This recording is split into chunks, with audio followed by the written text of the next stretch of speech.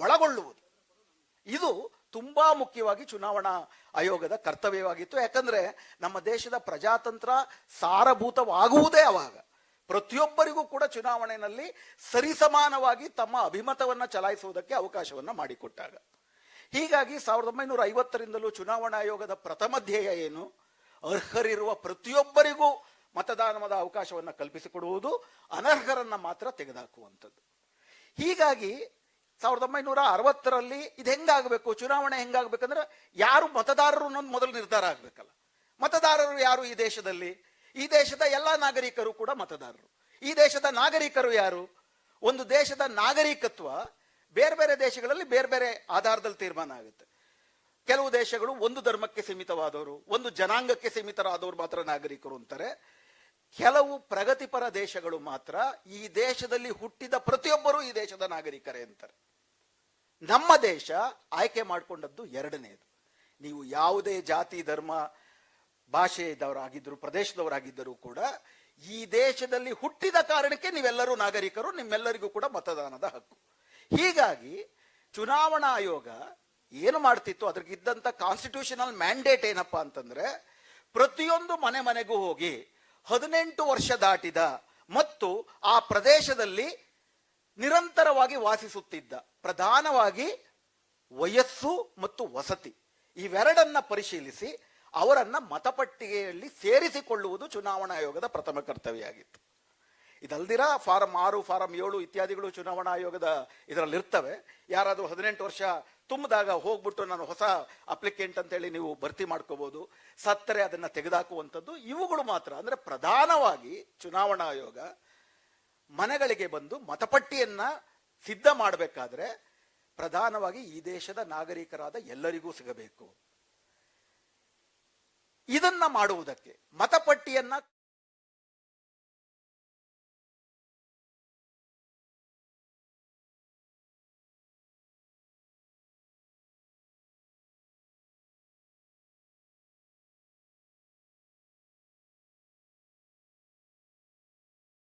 ಪ್ರಧಾನವಾಗಿ 4 ಬಗೆಯ ಪರಿಷ್ಕರಣೆಯನ್ನ ಮಾಡ್ತಾರೆ. ಮೊದಲನೇದು ಇಂಟೆನ್ಸಿವ್ ರಿವಿಷನ್, ಅಂದ್ರೆ ತೀವ್ರವಾದಂತ ಪರಿಷ್ಕರಣೆ. ಚುನಾವಣಾ ಆಯೋಗದಿಂದ ನೇಮಿಸಲ್ಪಟ್ಟಂತ ಅಧಿಕಾರಿಗಳು ಪ್ರತಿಯೊಂದು ಮನೆಗಳಿಗೆ ಹೋಗಿ, ನಿಮ್ಮ ಮನೆಯಲ್ಲಿ 18 ವರ್ಷ ತುಂಬಿದವರು ಎಷ್ಟು ಜನ ಇದ್ದಾರೆ, ಅವರಿನ್ನೂ ಓಟ್ಗೆ ಸೇರ್ಕೊಂಡಿಲ್ವಾ, ಯಾರಾದ್ರೂ ತೀರ್ಕೊಂಡಿದಾರ, ಮತ್ತು ನೀವು ಹೊಸದಾಗಿ ಇಲ್ಲಿಗೆ ಬಂದವರ, ಬೇರೆ ಕಡೆನೂ ಕೂಡ ನೀವು ಹೋಗ್ಬಿಟ್ಟು ಓಟ್ ಹಾಕ್ತಾ ಇದ್ದೀರಾ, ಇವುಗಳನ್ನ ಮಾತ್ರ ಕೇಳ್ತಾರೆ. ಈಗಾಗಲೇ ನೀವು ಓಟ್ ಹಾಕಿದ್ರೆ ಮತ್ತೆ ನಿಮ್ಮ ನಾಗರಿಕತ್ವ ಸಾಬೀತು ಮಾಡಿ ಅಂತ ಅಂದ್ಬಿಟ್ಟು ಕೇಳುವ ಅಧಿಕಾರವೇ ಅವರಿಗಿಲ್ಲ. ಇದು ಇಂಟೆನ್ಸಿವ್ ರಿವಿಷನ್. ಇದು ಕಾಲ ಕಾಲಕ್ಕೆ ಮಾಡ್ತಾರೆ. ಪ್ರತಿ 5 ವರ್ಷಕ್ಕೊಂದ್ಸತಿ, 10 ವರ್ಷಕ್ಕೊಂದ್ಸತಿ ವಿಶೇಷವಾಗಿ ಏನು ಪ್ರಕ್ರಿಯೆಯನ್ನ ಗಮನಿಸಿ ಇದರಲ್ಲಿ ಪ್ರತಿಯೊಬ್ಬರನ್ನು ಅರ್ಹರನ್ನು ಚುನಾವಣಾ ಮತದಾರರ ಪಟ್ಟಿಗೆ ಸೇರಿಸಿಕೊಳ್ಳುವ ಜವಾಬ್ದಾರಿ ಚುನಾವಣಾ ಆಯೋಗದ್ದು, ಮತದಾರರದಲ್ಲ. ಹೀಗಾಗಿ ಚುನಾವಣಾ ಆಯೋಗದ ಅಧಿಕಾರಿಗಳು ಮನೆ ಮನೆಗೆ ಹೋಗ್ತಾರೆ. ಮನೆ ಮನೆಗೆ ಹೋಗಿ ಯಾರಾದ್ರೂ ಇದ್ರೆ ಅವ್ರನ್ನ ಸೇರಿಸ್ಕೊಂಡ್ ಬರ್ತಾರೆ, ಸತ್ತೋಗಿದ್ರೆ ಕಿತ್ತಾಕ್ ಬರ್ತಾರೆ. ಎರಡನೇದು ಸಮ್ಮರಿ ರಿವಿಷನ್ ಅಂತ ಮಾಡ್ತಾರೆ. ಸಮ್ಮರಿ ರಿವಿಷನ್ ಅಂದ್ರೆ ಪ್ರತಿ ಹೊಸ ಚುನಾವಣೆಗೆ ಮುಂಚೆ 2 ಚುನಾವಣೆಗಳ ಮಧ್ಯೆನಲ್ಲಿ 18 ವರ್ಷ ಹೊಸದಾಗಿ ತುಂಬಿದವರು, ಜಾಗ ಬದಲಾಯಿಸಿದವರು ಮತ್ತು ಸತ್ತೋದವರು, ಇದನ್ನ ಈಗಾಗಲೇ ಇರುವ ಮಾಹಿತಿಯನ್ನ ಆಧರಿಸಿ ಮಾಡ್ತಾರೆ. ಆಗ ಮನೆ ಮನೆಗೆ ಹೋಗಲ್ಲ, ಪ್ರಾಯಶಃ ಪ್ರತಿ ಚುನಾವಣೆಗೆ ಮುಂಚೆ ಸಮ್ಮರಿ ರಿವಿಷನ್ ಆಗುತ್ತೆ. ಇದಲ್ದಿರ ಒಂದು ಸ್ಪೆಷಲ್ ಸಮ್ಮರಿ ರಿವಿಷನ್ ಅಂತ ಮಾಡ್ತಾರೆ. ಯಾವುದಾದ್ರೂ ಒಂದು ಪ್ರದೇಶದಲ್ಲಿ ಕೈ ಬಿಟ್ಟೋಗಿದೆ, ಕೆಲವ್ರನ್ನ ಸೇರಿಸಿಲ್ಲ, ಕೆಲವು ಏರುಪೇರುಗಳಾಗಿದ್ದಾವೆ ಅಂತಂದ್ರೆ ಚುನಾವಣಾ ಆಯೋಗ ಹಳ್ಳಿಯಾಗಿದ್ರೆ ಗ್ರಾಮ ಸಭೆಯನ್ನ ಸೇರಿಸಿ ತಾವು ಸಿದ್ಧಪಡಿಸಿದಂತ ಪಟ್ಟಿಯನ್ನ ಗ್ರಾಮ ಸಭೆಯಲ್ಲಿ ಓದಿ, ವಾರ್ಡ್ ಕಮಿಟಿಗಳೆಲ್ಲ ಓದಿ ಇದು ಸರಿ ಇದೆಯಾ ಅಂತನ್ಬಿಟ್ಟು ಗ್ರಾಮ ಸಭೆಯ ಅನುಮತಿಯನ್ನ, ಸಮ್ಮತಿಯನ್ನ ಪಡೆದುಕೊಳ್ತಾರೆ. ಇದೊಂದು ದೊಡ್ಡ ಪ್ರಜಾತಾಂತ್ರಿಕ ಪ್ರಕ್ರಿಯೆ. ಇದಲ್ದಿರ ಪಾರ್ಟ್ಲಿ ಇಂಟೆನ್ಸಿವ್, ಪಾರ್ಟ್ಲಿ ಸಮ್ಮರಿ ಎನ್ನುವ ಇನ್ನೊಂದು 4ನೇ ರಿವಿಷನ್ ಇರುತ್ತೆ. ಕೆಲವು ನಿರ್ದಿಷ್ಟ ಸಂದರ್ಭಗಳಲ್ಲಿ ಮಾತ್ರ ಮಾಡ್ತಾರೆ. ಅಂದ್ರೆ ಇದರ ತಾತ್ಪರ್ಯ ಇಷ್ಟೇ, ಈ ಎಲ್ಲಾ ರಿವಿಷನ್ಗಳು ಕೂಡ ಮಾಡುವುದು ಅರ್ಹರಾದವರನ್ನ ಸೇರಿಸಿಕೊಳ್ಳುವುದಕ್ಕೆ. ಇದು ಇದರಿಂದಿರೋ ತಾತ್ಪರ್ಯ, ಇದರಿಂದಿರೋ ಒತ್ತೆ ಅದು. ಅರ್ಹರಾದವರು ಬಿಟ್ಟು ಹೋಗಬಾರ್ದು. ಎರಡನೇದು ಮುಖ್ಯವಾದದ್ದೇನಪ್ಪಾ ಅಂದ್ರೆ ಅರ್ಹರಾದವ್ರನ್ನ ಹುಡುಕಿಕೊಂಡು ಹೋಗಿ ಅವ್ರನ್ನ ಪಟ್ಟಿಗೆ ಸೇರಿಸುವ ಜವಾಬ್ದಾರಿ ಚುನಾವಣಾ ಆಯೋಗದ್ದು, ಮತದಾರರದ್ದಲ್ಲ. ಮೂರನೇದು ಅತಿ ಮುಖ್ಯವಾದದ್ದು, ಯಾವ ಸಂದರ್ಭದಲ್ಲೂ ಕೂಡ ನೀವು ಈ ದೇಶದ ನಾಗರಿಕ ಹೌದಾ ಅಲ್ವಾ ಅನ್ನೋ ಸಾಬೀತು ಮಾಡಿ, ಮತ್ತು ನಾವು ಹೇಳಿದಂತ ದಾಖಲೆಗಳನ್ನ ನೀವು ಕೊಡ್ಲಿಲ್ಲ ಅಂದ್ರೆ ನೀವು ನಾಗರಿಕರಲ್ಲ ಅಂತ ತಿರಸ್ಕರಿಸ್ತೀವಿ ಅಂತ ಹೇಳುವ ಅಧಿಕಾರವೇ ಚುನಾವಣಾ ಆಯೋಗಕ್ಕಿಲ್ಲ. ಆದ್ರೆ ಇದರಲ್ಲಿ ಒಂದು ವೈರುಧ್ಯ ಬರುತ್ತೆ. ಆದ್ರೆ ನೀವು ನಾಗರಿಕರ ಅಂದ್ರೆ ಕೇಳಬೇಕಲ್ವಾ? ನಮ್ಮ ದೇಶದಲ್ಲಿ ಬೇರೆ ದೇಶಗಳಂತೆ ಇದುವರೆಗೂ ನೀವು ನಾಗರಿಕರು ಅಂತ ಒಂದು ಸರ್ಟಿಫಿಕೇಟ್ ಯಾರೂ ಕೊಟ್ಟಿಲ್ಲ. ಇದುವರೆ ತನಕ ಯಾರೂ ಕೂಡ ನೋಡಿ ಇದು ನನ್ನ ನಾಗರಿಕತ್ವ ಸರ್ಟಿಫಿಕೇಟ್ ಅಂತ ಕೊಡುವುದಕ್ಕೆ ಯಾವುದೂ ಇಲ್ಲ. ಹೀಗಾಗಿ ನೀವು ಈಗಾಗಲೇ ವೋಟ್ ಹಾಕಿದ್ರೆ, ಹಿಂದೆಲ್ಲ ನಿಮ್ಗೆ ಇಲ್ಲೇ ವಾಸಿಸಿದಿರಾ ಅಂತ ಅಕ್ಕಪಕ್ಕದವ್ರು ಹೇಳಿದ್ರೆ, ನೀವು ಆ ದಾಖಲೆಗಳನ್ನ ಕೊಟ್ರೆ ಚುನಾವಣಾ ಆಯೋಗ ಅಷ್ಟನ್ನು ಒಪ್ಕೊಂಡು ಬರುತ್ತೆ. ಅದಲ್ಲದೆ ಕೆಲವು ಸಂದರ್ಭ ಹುಟ್ಟುತ್ತೆ, ಕೆಲವು ವಿದೇಶಿಯರು ಬಂದ್ಬಿಟ್ಟಿದ್ದಾರೆ ಅಂತ ಬೇರೆಯವರು ದೂರು ಕೊಡ್ಬೋದು. ದೂರು ಬರಬೇಕು. ನಿರ್ದಿಷ್ಟ ಪ್ರದೇಶದಲ್ಲಿ ವಿದೇಶಿಯರು ಜಾಸ್ತಿ ಇದ್ದಾರೆ, ಅವರೆಲ್ಲರೂ ಕೂಡ ಮತಪತ್ರ ತಗೊಂಡ್ಬಿಟ್ಟಿದ್ದಾರೆ ಅನ್ನೋ ದೂರು ಬರುತ್ತೆ. ಆ ದೂರು ಬಂದಾಗ ಚುನಾವಣಾ ಆಯೋಗ ಹೋಗಿ ಸಂಬಂಧಪಟ್ಟ ಮತದಾರರನ್ನ ಮಾತ್ರ ನೀವು ನಾಗರಿಕರು ಅನ್ನುವುದಕ್ಕೆ ನಿಮ್ಮ ಹತ್ರ ಏನು ಸಾಬೀತಿದೆ ಅಂತ ಕೇಳಬೇಕು. ಅವರು ಕೊಟ್ಟಂತ ದಾಖಲೆಗಳನ್ನ ಪುರಾವೆಯಾಗಿ ಆಸ್ ಎನ್ ಎವಿಡೆನ್ಸ್ ಪರಿಗಣಿಸಬೇಕು. ಇದನ್ನ ತುಂಬಾ ಸ್ಪಷ್ಟವಾಗಿ 1995ರಲ್ಲಿ Lal Babu Hussain and others versus electoral registration officers ಅಂತ ಸುಪ್ರೀಂ ಕೋರ್ಟ್ ಅಲ್ಲಿ ಒಂದು ಸುದೀರ್ಘ ಪ್ರಕರಣ ನಡೆಯುತ್ತೆ. ಮುಂಬೈ ಮತ್ತು ದೆಹಲಿನಲ್ಲಿ ಸ್ಲಮ್ ವಾಸಿಗಳಾದಂಥ ಮುಸ್ಲಿಮರಿಗೆ ಓಟು ನಿರಾಕರಣೆ ಮಾಡಬೇಕು, ಅವರು ನಾಗರಿಕರ ಅಲ್ವಾ ಪರಿಶೀಲಿಸಿ ಅಂತ ಚುನಾವಣಾ ಆಯೋಗ ಪೊಲೀಸರಿಗೆ ಹೇಳುತ್ತೆ. ಪೊಲೀಸರು ಹೋಗ್ಬಿಟ್ಟು ಸ್ಲಮ್ಗಳಲ್ಲಿ ನೀವು ನಾಗರಿಕರ ಏನಾದರೂ ತೋರಿಸಿ ಸರ್ಟಿಫಿಕೇಟ್ ಅಂದ್ರೆ ಅವ್ರು ಕೊಟ್ಟಿದ್ದನ್ನು ಯಾವುದನ್ನು ಒಪ್ಪದಿರಾ ಇವರು ಇಲ್ಲ ಈ ದೇಶದ ನಾಗರಿಕರಲ್ಲ ಅಂತ ಅಂದ್ಬಿಟ್ಟು ಚುನಾವಣಾ ಆಯೋಗಕ್ಕೆ ವರದಿ ಕೊಡ್ತಾರೆ. ಚುನಾವಣಾ ಆಯೋಗ ಆ ವರದಿಯನ್ನ ಆಧರಿಸಿ ಅವರ ನಾಗರಿಕತ್ವವನ್ನು ಕಿತ್ತಾಕುತ್ತೆ. ಅದನ್ನ ವಿರೋಧಿಸಿ ಸುಪ್ರೀಂ ಕೋರ್ಟ್ಗೆ ಹೋಗುತ್ತೆ. ಸುಪ್ರೀಂ ಕೋರ್ಟ್ನಲ್ಲಿ 3 ಜನರ ಬೆಂಚ್, ಚೀಫ್ ಜಸ್ಟಿಸ್ ಅಹಮದಿ ಮತ್ತು ಇನ್ನಿತರ 3 ಜನ ಜಡ್ಜ್ಗಳ ಬೆಂಚಿನಲ್ಲಿ ತುಂಬಾ ಸ್ಪಷ್ಟವಾಗಿ ಇದು ತಪ್ಪು, ನಾಗರಿಕತ್ವ ಹೌದೋ ಅಲ್ವೋ ಅನ್ನುವಂಥದ್ದು ಒಂದು ಕ್ವಾಸಿ ಜುಡಿಷಿಯಲ್ ಪ್ರೋಸೆಸ್, ಅದೊಂದು ನ್ಯಾಯಾಂಗ ಪ್ರಕ್ರಿಯೆ. ಅದನ್ನ ಒಬ್ಬ ಸರ್ಕಾರಿ ಅಧಿಕಾರಿ ತೀರ್ಮಾನ ಮಾಡಕ್ ಬರಲ್ಲ. ಹಾಗೂ ಈ ದಾಖಲೆಗಳನ್ನ ಕೊಟ್ಟರೆ ಮಾತ್ರ ನೀನು ನಾಗರಿಕ ಅಂತ ನೀವು ಹೇಳಕ್ ಬರೋದಿಲ್ಲ. ಅವರ ಹತ್ರ ಇರೋ ಯಾವುದೇ ದಾಖಲೆಗಳನ್ನ ಕೊಟ್ಟರು ಕೂಡ ಆ ದಾಖಲೆ ಸರಿ ಇದೆಯಾ ಇಲ್ವಾ ಅಂತ ಒಂದು ಎವಿಡೆನ್ಷಿಯರ್ ವ್ಯಾಲ್ಯೂ ಕೊಟ್ಟು ಅದಕ್ಕೊಂದು ಸಾಕ್ಷಿಯ ಮಹತ್ವವನ್ನು ಕೊಟ್ಟು ನೀವು ಪರಿಶೀಲಿಸಬೇಕು. ಈ 3 ಮಹತ್ವದ ವಿಷಯಗಳನ್ನ 3 ಜಡ್ಜ್ ಬೆಂಚ್, ತ್ರಿಸದಸ್ಯ ಪೀಠ ತೀರ್ಮಾನ ಮಾಡಿದೆ. ಇದಿಷ್ಟು ಇದುವರೆ ತನಕ ನಡ್ಕೊಂಡು ಬಂದದ್ದು. ಆದ್ರೆ ಈಗ ಇದ್ದಕ್ಕಿದ್ದಾಗೆ 2025ರ ಜೂನ್ 24ನೇ ತಾರೀಕು ದಿಢೀರನೆ ಮೇಲೆದ್ಬಿಟ್ಟು ಚುನಾವಣಾ ಆಯೋಗ ಬಿಹಾರದಲ್ಲಿ ಸ್ಪೆಷಲ್ ಇಂಟೆನ್ಸಿವ್ ರಿವಿಷನ್ ನಾವು ಮಾಡ್ತೀವಿ, ವಿಶೇಷ ತೀವ್ರ ಪರಿಷ್ಕರಣೆಯನ್ನ ಮಾಡ್ತೀವಿ ಅಂತ ಘೋಷಣೆ ಮಾಡಿದ್ರು. ನಾನು ವಿವರಗಳಿಗೆ ಹೋಗಲ್ಲ, ಸುಮಾರಷ್ಟರಲ್ಲಿ ವಿವರಗಳಿದ್ದಾವೆ. SIRಗೂ ಇದುವರೆ ತನಕ ಬಂದಂತ ಚುನಾವಣಾ ಪ್ರಕ್ರಿಯೆಗೂ ಏನು ವ್ಯತ್ಯಾಸ ಇದೆ ಅನ್ನೋದನ್ನು ಮಾತ್ರ ನಿಮ್ಮ ಮುಂದೆ ಇಡ್ತೇನೆ. ಈ ಸ್ಪೆಷಲ್ ಇಂಟೆನ್ಸಿವ್ ರಿವಿಷನ್ ನಲ್ಲಿ ಈಗ ಅದು ಬಿಹಾರದಲ್ಲಿ ಆಗಿ ಮುಗಿದಿದೆ, 12 ರಾಜ್ಯಗಳಲ್ಲಿ ಶುರುವಾಗಿದೆ. ಫೆಬ್ರವರಿನಲ್ಲಿ 12 ರಾಜ್ಯಗಳಲ್ಲಿ ಮುಗಿದಾದ ಮೇಲೆ ಪ್ರಾಯಶಃ ಸೆನ್ಸಸ್ಗೆ ಮುಂಚೆ ಉಳಿದೆಲ್ಲ ರಾಜ್ಯಗಳಲ್ಲೂ ಆಗುತ್ತೆ, ಕರ್ನಾಟಕದಲ್ಲೂ ಆಗುತ್ತೆ ಬಹುಶಃ ಫೆಬ್ರವರಿಯ ನಂತರ. ಅದರಲ್ಲಿ ಏನ್ ಮಾಡುತ್ತೆ, ಮೊದಲನೇ ವ್ಯತ್ಯಾಸ ಗುರುತಿಸ್ಕೊಳ್ಳಿ. ಮೊದಲನೇದು, ನಾನು ಮತದಾರ ಅಂತ ಹೇಳಿ ನಾನು ಹೋಗಿ ಚುನಾವಣಾ ಆಯೋಗದ ಮುಂದೆ ನಾನು ಅಪ್ಲಿಕೇಶನ್ ಹಾಕುವಂಥದ್ದು ಇರಲಿಲ್ಲ. ಅಪ್ಲಿಕೇಶನ್ ನೀವು ಹಾಕ್ಲಿಲ್ಲ ಅಂತಂದ್ರೆ ನೀವು ಮತದಾರ ಅಲ್ಲ ಅಂತ ಹೇಳುವಂತಹ ಅಧಿಕಾರವೇ ಚುನಾವಣಾ ಆಯೋಗಕ್ಕಿರಲಿಲ್ಲ. ಸ್ಪೆಷಲ್ ಇಂಟೆನ್ಸಿವ್ ರಿವಿಷನ್ ಅಲ್ಲಿ ಮೊದಲನೇದು, ಸ್ಪೆಷಲ್ ಇಂಟೆನ್ಸಿವ್ ರಿವಿಷನ್ ಅನ್ನುವಂತಹ ಒಂದು ಪ್ರಕ್ರಿಯೆ 1950ರ ರೆಪ್ರೆಸೆಂಟೇಷನ್ ಆಫ್ ಪೀಪಲ್ಸ್ ಆಕ್ಟ್ ಅಲ್ಲೂ ಇಲ್ಲ, 1960ರ ಎಲೆಕ್ಟ್ರಲ್ ರಿಜಿಸ್ಟರ್ ನಿಯಮಗಳಲ್ಲೂ ಕೂಡ ಇಲ್ಲ. ಇದು ಇವರು ಇದ್ದಕ್ಕಿದ್ದಾಗೆ ಹುಡುಕಿದ್ದು. ಅವ್ರು 2003ರಲ್ಲೇ ಮಾಡ್ತಿದೀವಿ ಅಂತಾರೆ. 2003ರಲ್ಲಿ special revision of intensive nature ಅಂತಿದೆಯೇ ಹೊರತು SIR ಅನ್ನೋ ಪದ ಇಲ್ಲ. ಇದು ಆ ರೀತಿಯೇ ಸಂವಿಧಾನ ಬಾಹಿರವಾದದ್ದು.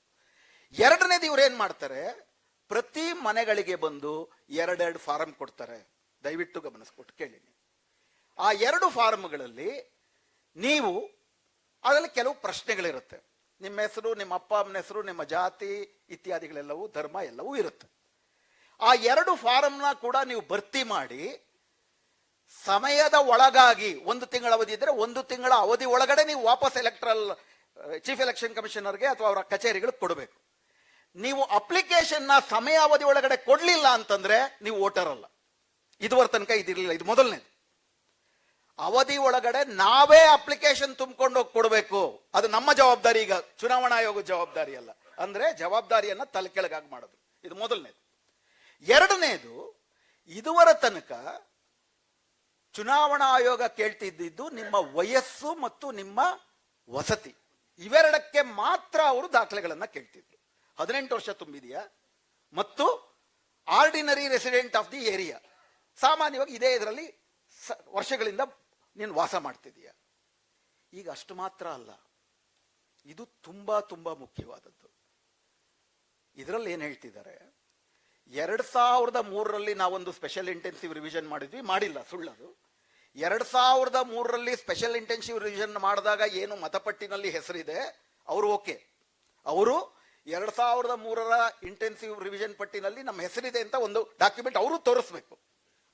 ಈ 2 ಫಾರಂ ಕೊಡ್ತಾರಲ್ಲ, 2 ಫಾರಂ ಭರ್ತಿ ಮಾಡಿ 2003ಕ್ಕೆ ಮುಂಚೆ ನಿಮ್ದೇನಾದ್ರೂ ಪಟ್ಟಿನಲ್ಲಿ ಹೆಸರಿದ್ರೆ ಅದನ್ನ ಫಾರಂ ಒಂದು ಫೈಲ್ ಮಾಡಿ ಅವ್ರಿಗೆ ಕೊಡಬೇಕು. ಅದನ್ನ ಅವರು ಒಪ್ಕೋತಾರೆ. 2003ರ ನಂತರ 18 ವರ್ಷ ತುಂಬಿದವರು ಅಥವಾ ಆಗ ಹೊಸದಾಗಿ ರಿಜಿಸ್ಟರ್ ಮಾಡಿಕೊಂಡವರು, ಇದರಲ್ಲಿ 3 ಭಾಗಗಳನ್ನ ಮಾಡ್ತಾರೆ. ಮೊದಲನೇದಾಗಿ ಇಡೀ ಮತದಾರರನ್ನ 2 ಭಾಗ ಮಾಡಿಬಿಟ್ರು. 2003ಕ್ಕೆ ಮುಂಚೆ, 2003ರ ನಂತರ 2 ಭಾಗ ಆಗೋಯ್ತು. 2003ರ ನಂತರದಲ್ಲಿ ಇನ್ನು 3 ಭಾಗ ಮಾಡಿದ್ರು.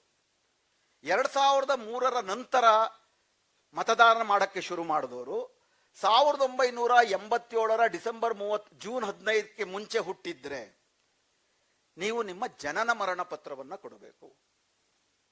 ನಿಮ್ಮದು ಜನನ ಮರಣ ಪತ್ರ ಕೊಡಬೇಕು.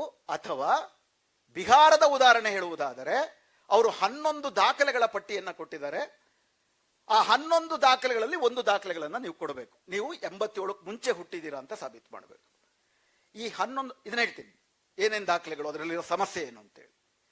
1987ರ ನಂತರ 2004ರ ಒಳಗಡೆ ಈ ಅವಧಿನಲ್ಲಿ ಹುಟ್ಟಿರುವಂತವ್ರು, ಒಂದು, ನಾನು ಈ ಅವಧಿನಲ್ಲಿ ಇಲ್ಲೇ ಹುಟ್ಟಿದ್ದೀನಿ, ನಮ್ಮ ಅಪ್ಪ ಅಮ್ಮಂದರಲ್ಲಿ ಒಬ್ಬರು ಈ ದೇಶದವರ ನಿವಾಸಿಗಳು, ಭಾರತೀಯರು ಅಂತ ಸಾಬೀತು ಮಾಡಬೇಕು. ಸಾಬೀತು ಮಾಡಬೇಕು ಅಂದ್ರೆ ಎಲೆಕ್ಷನ್ ಕಮಿಷನ್ಗೆ ಸಮಾಧಾನ ತರುವಂತಹ ಸರ್ಟಿಫಿಕೇಟ್ಗಳು ಕೊಟ್ಟು ಸಾಬೀತು ಮಾಡಬೇಕು. ನಿಮ್ಮ ಹತ್ರ ಇರೋದು ಕೊಟ್ಟರೆ ನಡೆಯೋದಿಲ್ಲ.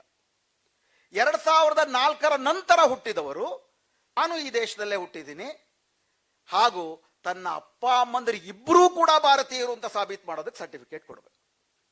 ಏನೇನು ಸರ್ಟಿಫಿಕೇಟ್ ಒಪ್ಕೋತಾರೆ? ಸಾಮಾನ್ಯವಾಗಿ ಜನರ ಹತ್ರ ಇರೋದು, ಬಿಹಾರದಲ್ಲಿ ಆಗಿರೋದು ನಿಮಗೆ ಗೊತ್ತಿದೆ, ರೇಷನ್ ಕಾರ್ಡ್ ಇರುತ್ತೆ, ವೋಟರ್ ಕಾರ್ಡ್ ಇರುತ್ತೆ, ಸರ್ಕಾರವೇ ಕೊಟ್ಟಿರುವಂತ ಆಧಾರ್ ಕಾರ್ಡ್ ಇರುತ್ತೆ, ನರೇಗಾದಲ್ಲಿ ಕೆಲಸ ಮಾಡೋರಾದ್ರೆ ನರೇಗಾ ಕಾರ್ಡ್ ಇರುತ್ತೆ.